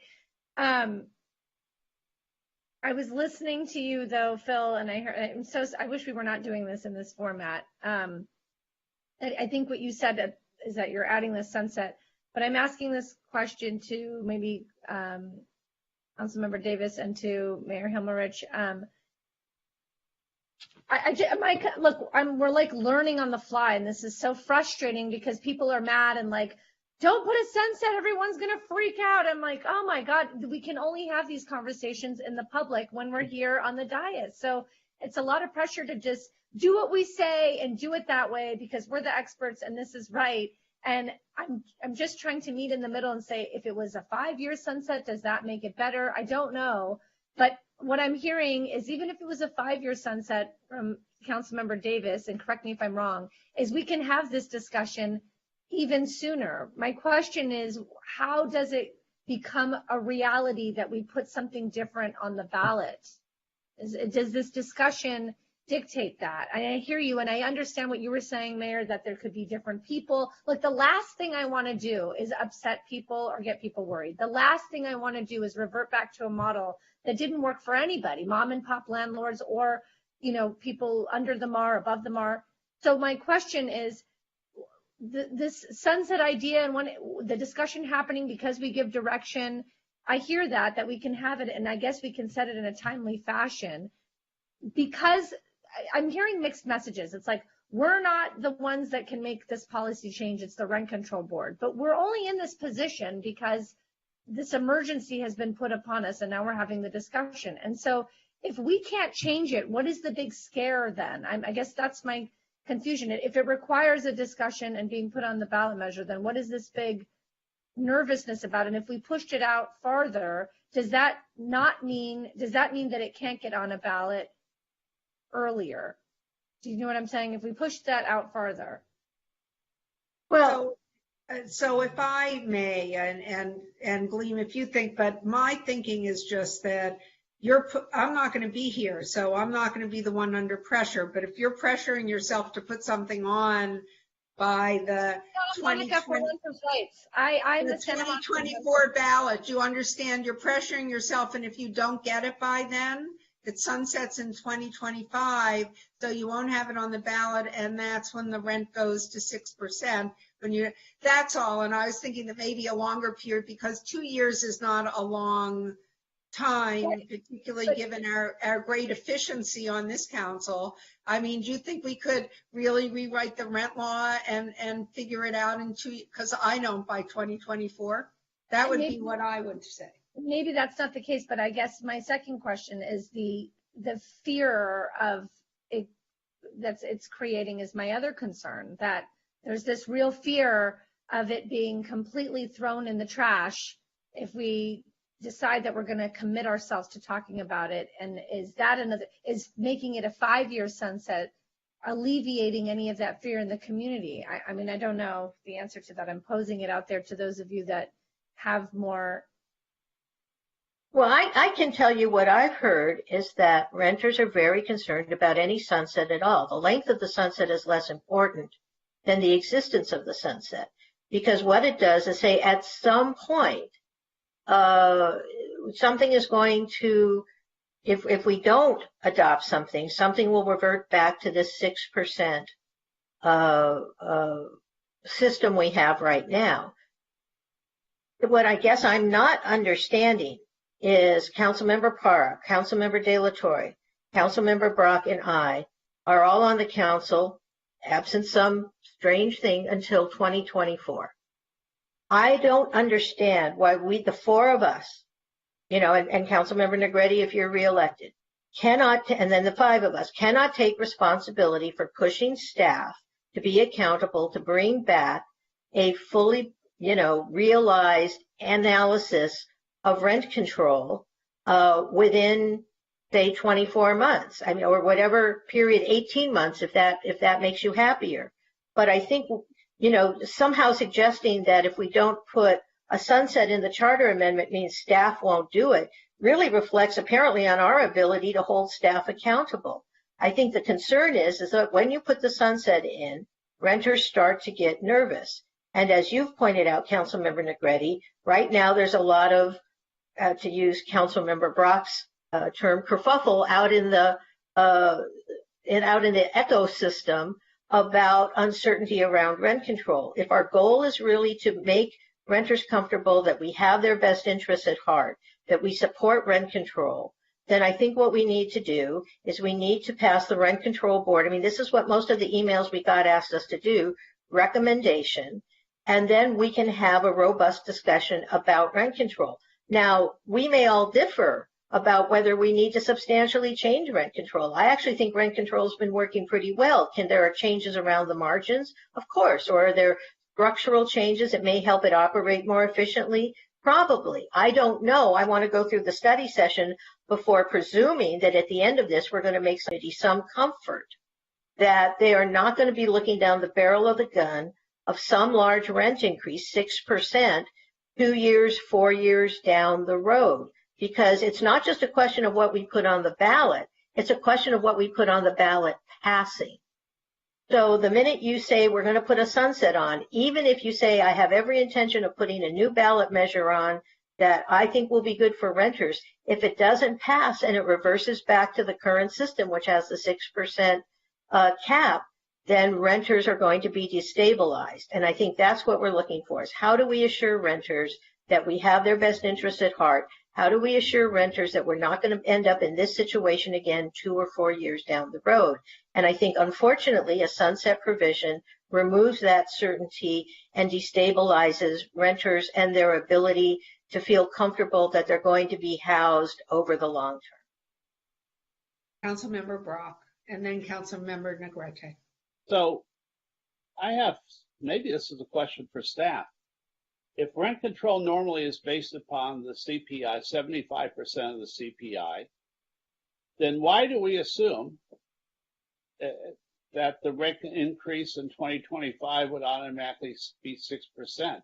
Wouldn't the normal rent control policies reinstitute in 2024 when this 2-year program or 3-year program is over? Why would it go to the higher program? If inflation's at if the CPI is at 3% at that point, then you'd have a 2.5% increase.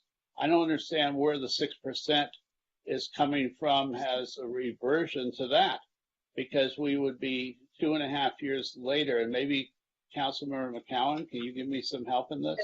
The 6%, Councilmember Brock, would just be sort of what it would revert to. Why? Because it's 6% now in the charter. It would be 6% that year, but that the ability to go to 6% should we find ourselves in another year where the sort of this situation.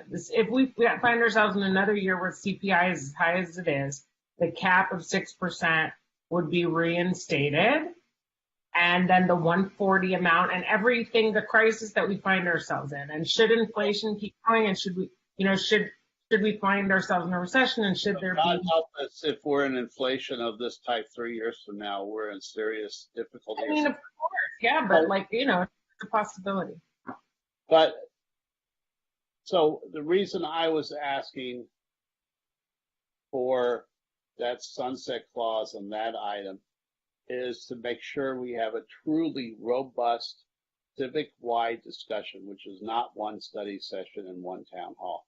It'll take more than that, and it'll take a synthesis of really discussing ideas to see where we go, or if we need to go anywhere. Councilmember Davis just said she thought rent control is in pretty good shape right now. I paraphrasing, but and it may be, but I've heard other ideas pop up, and my brain, while I've been driving, has come up with a couple of ideas. So at some point, I'd like us all to be able to flesh those out and say, no, that would be harmful to residents. No, this would be good for renters, and also good for owners. So that's why I supported a sunset clause, because it forces us to do things in Gleam. I understand, yeah, we're all in the council, but we are all torn with 20 different things going on every minute, and our city manager is also in that same boat, and rent control. So this forces people to come to the table without an onerous deadline. Nobody's going to let this go back to 6% in 2025. We're not going to do that. And that's one thing the 5 of us can absolutely agree upon. Well, Phil, I'm willing to let you give the direction after we solve the problem we're currently facing. If you want to give the direction and you want to enumerate specifically what you want to have back and the time frame, I am happy to defer to you to give that direction. I'm not wedded to one town hall or one study session. So however you want to word that is fine. But I think structurally putting something in the charter, because remember, we're talking about amending the charter. This is not something we can change. And if we bump into something, and as I said, if it doesn't pass, and we don't know what the economy is going to be like in 2-5 years down the road. So I'm happy to defer to you to give the direction at the end of this, but I think the sunset, from my perspective, if our job here tonight is to reassure renters that we care about them and we want to take care of them, then the sunset is exactly the wrong message to send. Councilmember Negretti and then Mayor Pro Tem McCowan, please. And I want to make that clear. I understand that. So thank you, Councilmember Davis, for being articulate and clear and spelling it out. And thank you, Councilmember Brock and Delatorre, everybody who's contributed to the conversation. I have a couple questions, comments. Structurally, look, the general adjustment and how we get to 3 and how we pick 6 and all of these things, I'm not so sure. I'm not wed to even the proposal that came out, which is why the fluster around the last minute. I understand that. So I want to say that it's a lot of the stuff that I see issue with is more tenant protections and whether or not those things need to be in the charter or not. And those are things that I'm understanding would require, right, this dialogue we're talking about. My question is, we can direct staff to come back with reports, but it's my understanding there's been some reports that, you know, we're supposed to come back with on certain things, and sometimes that doesn't always happen right away. So I'm hopeful that we can get those reports, but how does that translate into the rent control board, who I'm hearing is saying, we give you advice, like, if they feel that the adjustment or the tenant protection and all that is completely fine, and I know that they're wanting to maybe partake in conversations, what part do we play in saying we really want to not only talk about these things, but make changes to tenant protections, let's just say, or some of the things we talked about that I mentioned earlier, where if you do submit for a petition for rent increase, that could really potentially really hurt somebody who's below the MAR because there aren't caps on that. I don't know who's able to answer that question, but how do we really hold that accountability on the other side, other than just saying staff is going to do, you know, make reports, but we don't give direction, I guess, to the rent control board. So what incentivization other than saying, yeah, sure, we should talk about it, would they have if they feel that the way it's set with the tenant protections now is enough? It's protecting tenants enough. I am a Santa Monican who is for renters' rights because I am a renter, not because I'm advocating for any certain thing. I am that person and I'm advocating for renters' rights. So I'm genuinely asking, what part does the rent control board play in that? We can't give them direction, right, Mayor Hemmerich? So, like, how does that? Well, because we control their charter, because basically they can't change the rules without us, because we put Right. charter amendments on the ballot. They can't put charter amendments on the ballot. Right. So if we decide their existence basically depends on what goes on the charter because of us, right? And their rules depend on what goes on, but they were meant to be independent so that we couldn't, with some political shift of winds about rent control, right, change it randomly. So at the same time, if we want to look at the charter of the rent control board, we can direct that because the charter is under us. Do you understand what I mean? So the rules are made by the taxpayers, right, who vote on the charter. Right. So, and we put those amendments on the ballot. So that is the control we have, because we control the charter and the ballot, right? And the rent control board controls their own budget with their registration fees, and they administer the rules that are imposed upon them by the charter as created by the voters. Because I want to remind everyone, what I heard from rent control board members as well is that they do see there's opportunity for change. What's interesting is if they see opportunity for change but didn't make those changes before, what would be the inspiration to make them now? That was the reason behind it.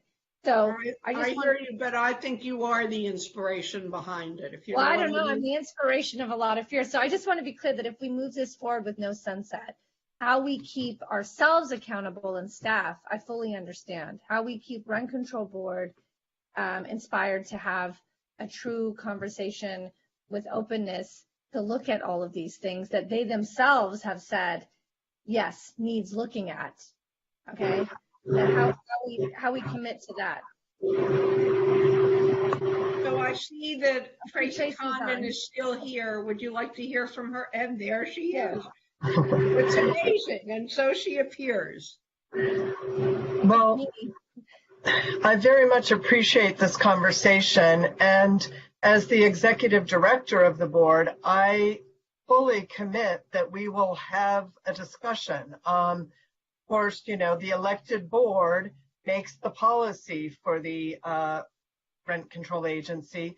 But as the director, and having heard this very important discussion and the community interest in it, I will certainly commit to doing a town hall and study sessions and whatever we need to do to fully vet the issues that have been raised and look at possibilities for potential changes in the law over the next 2 years.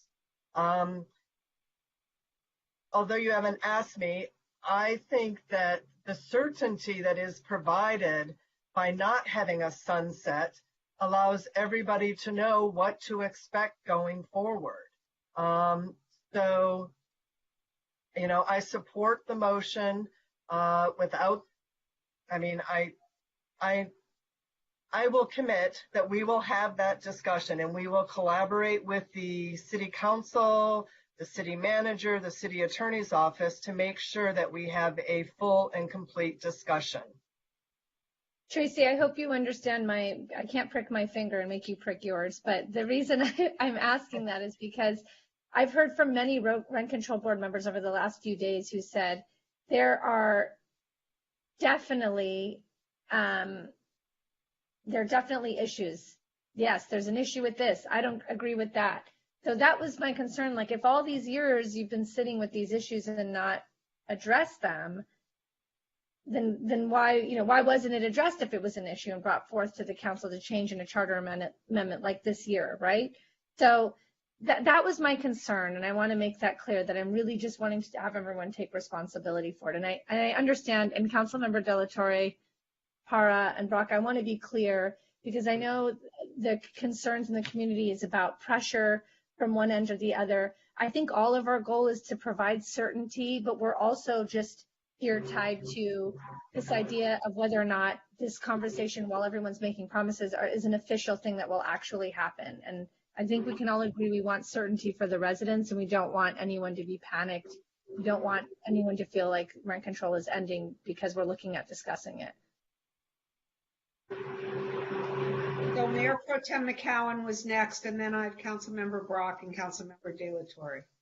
So just why and I'm assuming we're going to vote on this substitute motion at some point, but why I can't support the substitute motion that removes the sunset is because, at least in my opinion, a sunset clause in this situation does not preclude a future council from being able to, once you get sort of these town halls and all of this information back, once you get all of that together, whether it's 2 years from now, 4 years from now, 6 years from now, whatever, you can revisit and put this issue back on the ballot at that time and amend the rent charter. I think my concern is, and you know, as I prepare to leave this body, is that if we have a sunset, we're going to find ourselves in this very situation, because oftentimes, even with council's best intentions and rent control's best intentions, agendas get heavy, they get stacked, priorities change, COVID happens, things happen, and you find yourselves in a crisis not of your making. But in this case, it would be of our making, because we would have put this sunset in when it wasn't actually needed. And so there's literally nothing that stops you from being able to make the changes and modifications that some of you have discussed, but you're waiting on additional information to form, like a final decision on. But I just don't want you to back yourselves into another situation like this, because this has been nightmarish. So that's just why I can't support the substitute motion. It's very likely you have the votes, so that does not matter. But I figured I'd share it now and not after the fact when I have to explain my no vote. So what I'm hearing, and I may be incorrect again, and Mayor Pro Tem McCowan is welcome to correct me, but I'm hearing that the Rent Control Board would have to bring any type of charter amendment to us. That's not right. I just saw the city attorney shake his head. No, okay. the council can. That's good. Right. I'm corrected on that. The second thing was that I heard is that everyone wants that lifetime 3%, which may indeed be a great idea. But I don't know that there's an incentive to really have that robust discussion without a sunset clause. And that's my issue. I appreciate the offer by Councilmember Davis to have me give direction afterward. But my question is, where does the incentive go for a lot of the people once they say, well, we've got the 3% lifetime, so, hey, we don't need to come back. We don't really need to discuss anything. And I think there's a segment of the population of the city, yes, that is content. And there's another segment that's still real concerned about rent control, where it's going, protections. How do we protect more people? What can we as a city do to protect our long-term residents?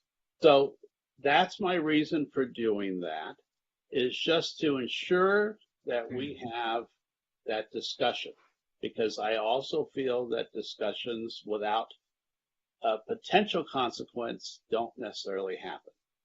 So that's why I was recommending it, not to put renters at risk by any means. And I don't see the 6% threat that someone made earlier as realistic anyway, because it'll be whatever the rent is at that time. And we would be at a vote in 2024, which would either extend the 3%, 2%, 4%, whatever it might be, and try and provide a permanent solution. I just think we've gone through 2 weeks of Kristen McCowan just said nightmarish. I'd say that's an understatement.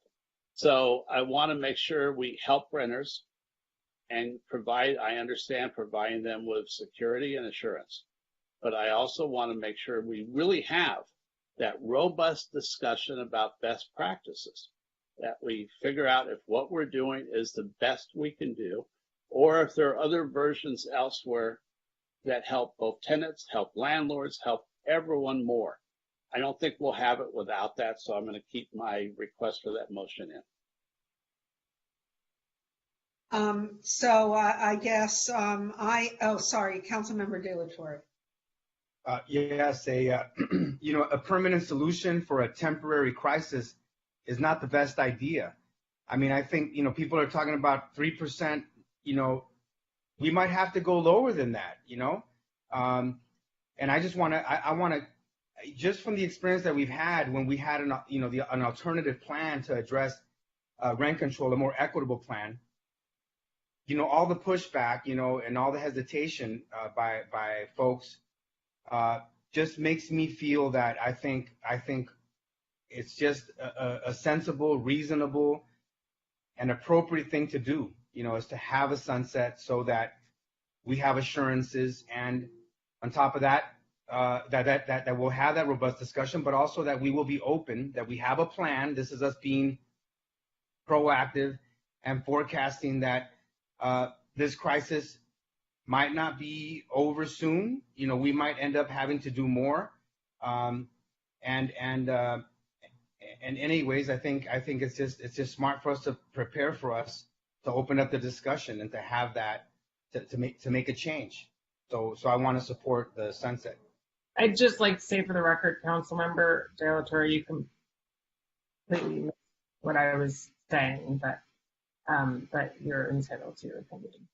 So I'm going to be voting against the sunset, and the reason I'll be voting against the sunset is because I think that I do believe that we should make the 3% permanent, which is all we would be doing here. I think that 6% is too much for tenants to bear. I think that just reducing the cap from 6% to 3% and $70 is not. If the CPI comes down, the rent will be below 3%. What we're doing is we're saying the adjustment will never be 6% again. This is the only thing we're doing. We're changing the cap from 6% to 3%, so it will never be more than 3%, right? If we put a sunset in, it can go back to 6%. If a future council doesn't act quickly to stop that from happening. And I don't want to see that, so I'm voting against the sunset because I never want to see another 6% increase.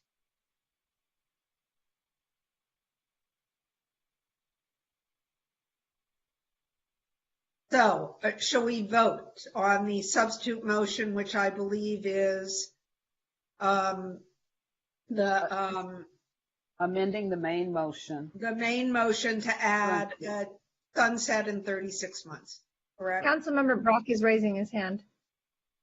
Yes, Councilmember Brock. No, I have one last question because look, I don't want to harm renters. The 3% lifetime cap, can we still adjust that, or does I know, Doug, you sort of gave me a head shake, but I want to get it very clear that the rent control, if we go to a 3% cap lifetime, how easy is it to adjust that if we want to? Well, if you simply put a charter amendment on that reduces it to 3%, then that will be the rule. The council cannot do anything about that. Now, you could build into whatever you're putting onto the ballot, though, flexibility. There are ways to do that. Right. You know, and looking at this and just seeing that we can go back and change it, I will consent to giving direction to Liam's motion afterward, and I'll withdraw my amendment. Thank you, Councilmember Brock. So let's take a roll call vote. So just to be clear, we're going with a 3% lifetime. We're still going to have a robust community discussion. And so we're going to have directions for, right. Yes. And when does that verbiage take place? We'll do it right after the main vote. I'll give direction, and my direction would be that we start it in the summer of 23. Councilmember Negrete, Para, I'm sorry. It's 12:15 here. I'm really sorry, guys, but it's a little later here, so go ahead. No problem. I'll go along with it, but I want you to know that. Sorry, my dog's barking. I just want you to know, though, like, you know, in December of 2020, when I was first elected, and it was under a different city manager, Dave, but, you know, I gave direction for a report, you know, very specific report. It is August 2022. I have yet to get that report. And that's why, and it was under direction, everybody agreed. I have yet to get that report. And so that is why, and it's a very important report for our community. What is it? Tell us what it is. You're leaving us. You know exactly what that report is, and that's why we brought it to the sub-audit committee to have this report done on our homeless services and how much money we've spent and what resources we've allocated for, you know, homeless services and what have you. And I have, you know, spoken. And so this is, and here we are again. And so this is a very, very important conversation and topic to us, to our community. And so that's why I was so adamant and strongly wanting to put the sunset clause for accountability, not because, and I'm very concerned about this 6% as well, of course, and I'm not to say that our staff is not going to do it, but it's 2 years. And, and I don't want to say excuses, but just, for one reason or another, I didn't get the report, or this or that or this or that or that. It's 2 years. And so that's what I'm concerned about. I know we can all commit and we can all talk and we can all say, but that does nothing. Here we are 2 years into my term, and I still don't have the report and the answers to things that I could have been working on already. And I've committed to 2 years on working on our homeless problem. And if I had some of those answers, so I'm really frustrated about that situation. And so it concerns me significantly about not having anything to inspire people to do what needs to be done, especially when it comes to, rehabilitating potentially our rent control. So that's the reason why I was really interested in a sunset clause, if you will.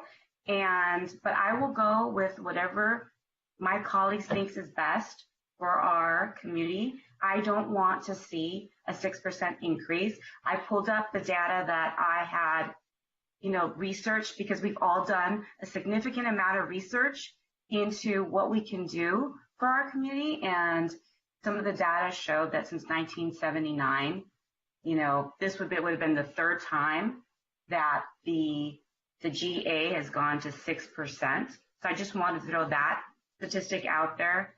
So the chances are of it going to 6% next year or the following year is slim, because this is only the third time since 1979 that it's gone that high. So even in times of recession, I just wanted to throw that out there. But like I said, I'm extremely concerned that this may not come to fruition. And I want to put that out there on the record, that this is really important. I also have family. My father-in-law is in a rent control unit, living paycheck to paycheck, and I want to make sure that he is also continues to be protected during the course of this process, however, it comes out. So those are my reasons and my concerns about this process. Mayor Pro Tem McClellan. Councilmember Parr, I think just to piggyback on your points, I think it's precisely why I can't support a sunset in this instance, right? So 2 years, you've been here, almost 2 full years. We've gone through 3-4 city managers, including the interims. There are constantly things changing that make it hard to do very simple things. It's harder to, than moving the Titanic sometimes. And so the idea that we would set a sunset on something, only then putting our residents in a difficult situation, seems just irresponsible, frankly. And then with regard to the fact that, yes, we've all seen the data, that we've reached 6% only a few times, but that's even more reason why like a 3% cap is a reasonable and predictable metric for people to be able to live and know that the worst case scenario is what's most likely going to happen, but like at least I can plan against that. Whereas this 6% and 140 cap was always looming in the horizon. It had only happened, I think, the last, there were some modifications in like 2013, but people didn't expect it to ever happen, and then it happened.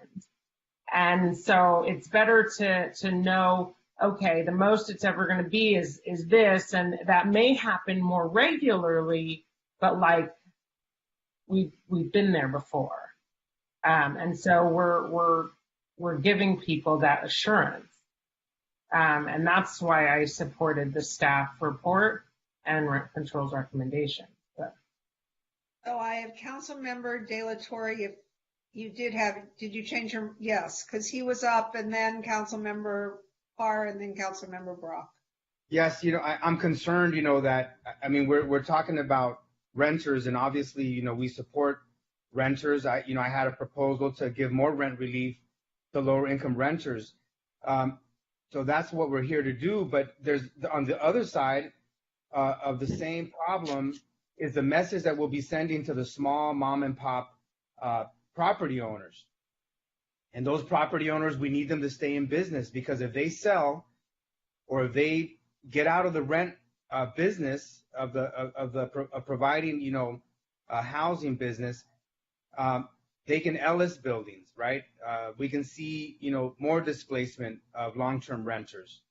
And so that's why it's important also, as, when we had the discussion, last time, when the members of legal counsel for the rent control board was advocating, to not have a 0% rent increase because of the impact that it would have on the small property owners in the city. And so it's really important for us to consider that as well. That's why a sunset gives us an opportunity, to have a robust discussion. I think Christine Parra talks about how staff hasn't come forward with certain information. I can give you like many examples, where politics and other things get in the way, of us having those robust discussions on and transparent discussions on issues that impact our residents. And so I just hope that we reconsider not abandoning a sunset clause within this motion. We're going to look, this motion passes with a sunset clause. The headline tomorrow is that we decrease rents from 6% to 3%. Not what I would have liked. I would have liked that we would have, at least for half of the renters, 0%. But in any case, it's still going to be the headline. It's going to be a headline that we decreased the rent hike from 6%, which was already cooked into the books from 2012, to 3%. That's going to be the headline. People aren't going to care about the sunset clause, I think, but with the assurances, and we're going to give staff direction after this, of why we're having the sunset clause and what we're looking for and what our expectations are. And those expectations are to find a way to give more rent relief to those renters that are most rent burdened in our city, and to find a way to keep the small mom and pop operators in business as well. And so anyway, I just feel that it's a very appropriate, very responsible thing for us to do, is to have that sunset clause to ensure that those things happen. So how about if we take a vote? What do you think? Yeah, let's have a roll call vote, please. Councilmember Parra? Wait, can we please reiterate on what we're voting on? Yes. So this is Councilmember Davis made the motion and Mayor Pro Tem McCowan seconded. And so it's the call for the motion to adopt the resolution, placing the measure on the November 8th, 2022 ballot that would amend Article 18 of the City Charter, revise the requirements for the owners to evict tenants for owner occupancy, revise election procedures, and reduce the annual general adjustment while maintaining the landlord's ability to petition for an individual rent adjustment. And then number 2, the motion to adopt the resolution placing the measure also on the November 8th, 2022 ballot that would amend Article 18 of the Charter, authorize the Rent Control Board to freeze or modify otherwise allowed annual general adjustments to rent ceilings during a declared state of emergency by the President of the United States, the Governor, the County of Los Angeles, or upon declaration of the local emergency by the City Council or Director of Emergency Services, while maintaining the landlord's ability to petition for individual rent adjustment. And then this is with changes from option number 2 to adjust the timing to February 2023. Is that correct? Yes. And allow provisions for the landlords who didn't raise rents. Is that correct, Glenn? Yes, and to allow provisions so that landlords can average out to a 3% annual rent increase. So the landlords who did not necessarily raise rents the full 6% and kept them at 3%, but then charge the 3% over the course of the year. And Mr. Sloan says he can come up with that language. All right, we have language. It looks like Councilmember Brock has his hand up, and you're going to be given direction, right? Later. Yeah, I had a quick question about the owner occupancy. Can you read? We ended up at 2 years. Yes, 2 years with subject to exigent circumstances. Okay, thank you. Okay, so let's vote. Councilmember Parra. Yes. Councilmember Davis. Yes. Councilmember Negrete. Yes. Mayor Pro Tem McCowan. Yes. Councilmember Brock. Yes. Councilmember De La Torre. Yes. Mayor Himmelrich. Yes, so that passes 7-0. And So before we go to Councilmember Brock's direction, we need a motion to authorize City Council members to file the argument for or against. I move that I do the argument. Second. Both measures? Both measures? For both? For all Yes, of the measures? I'll do all the, I don't have a life anymore. Why not? Sure. I will do all the measures. Okay. I'd like to include my name in that as well, and work with you, Mayor, on that message. Okay. On both, on all of this? Yeah, on all of them. Okay. Thank you. Okay, now Councilmember Brock, you had direction. Wait, I had a question. You need 5. You can have up to 5 signatures. Yes. And how many council members can be on that?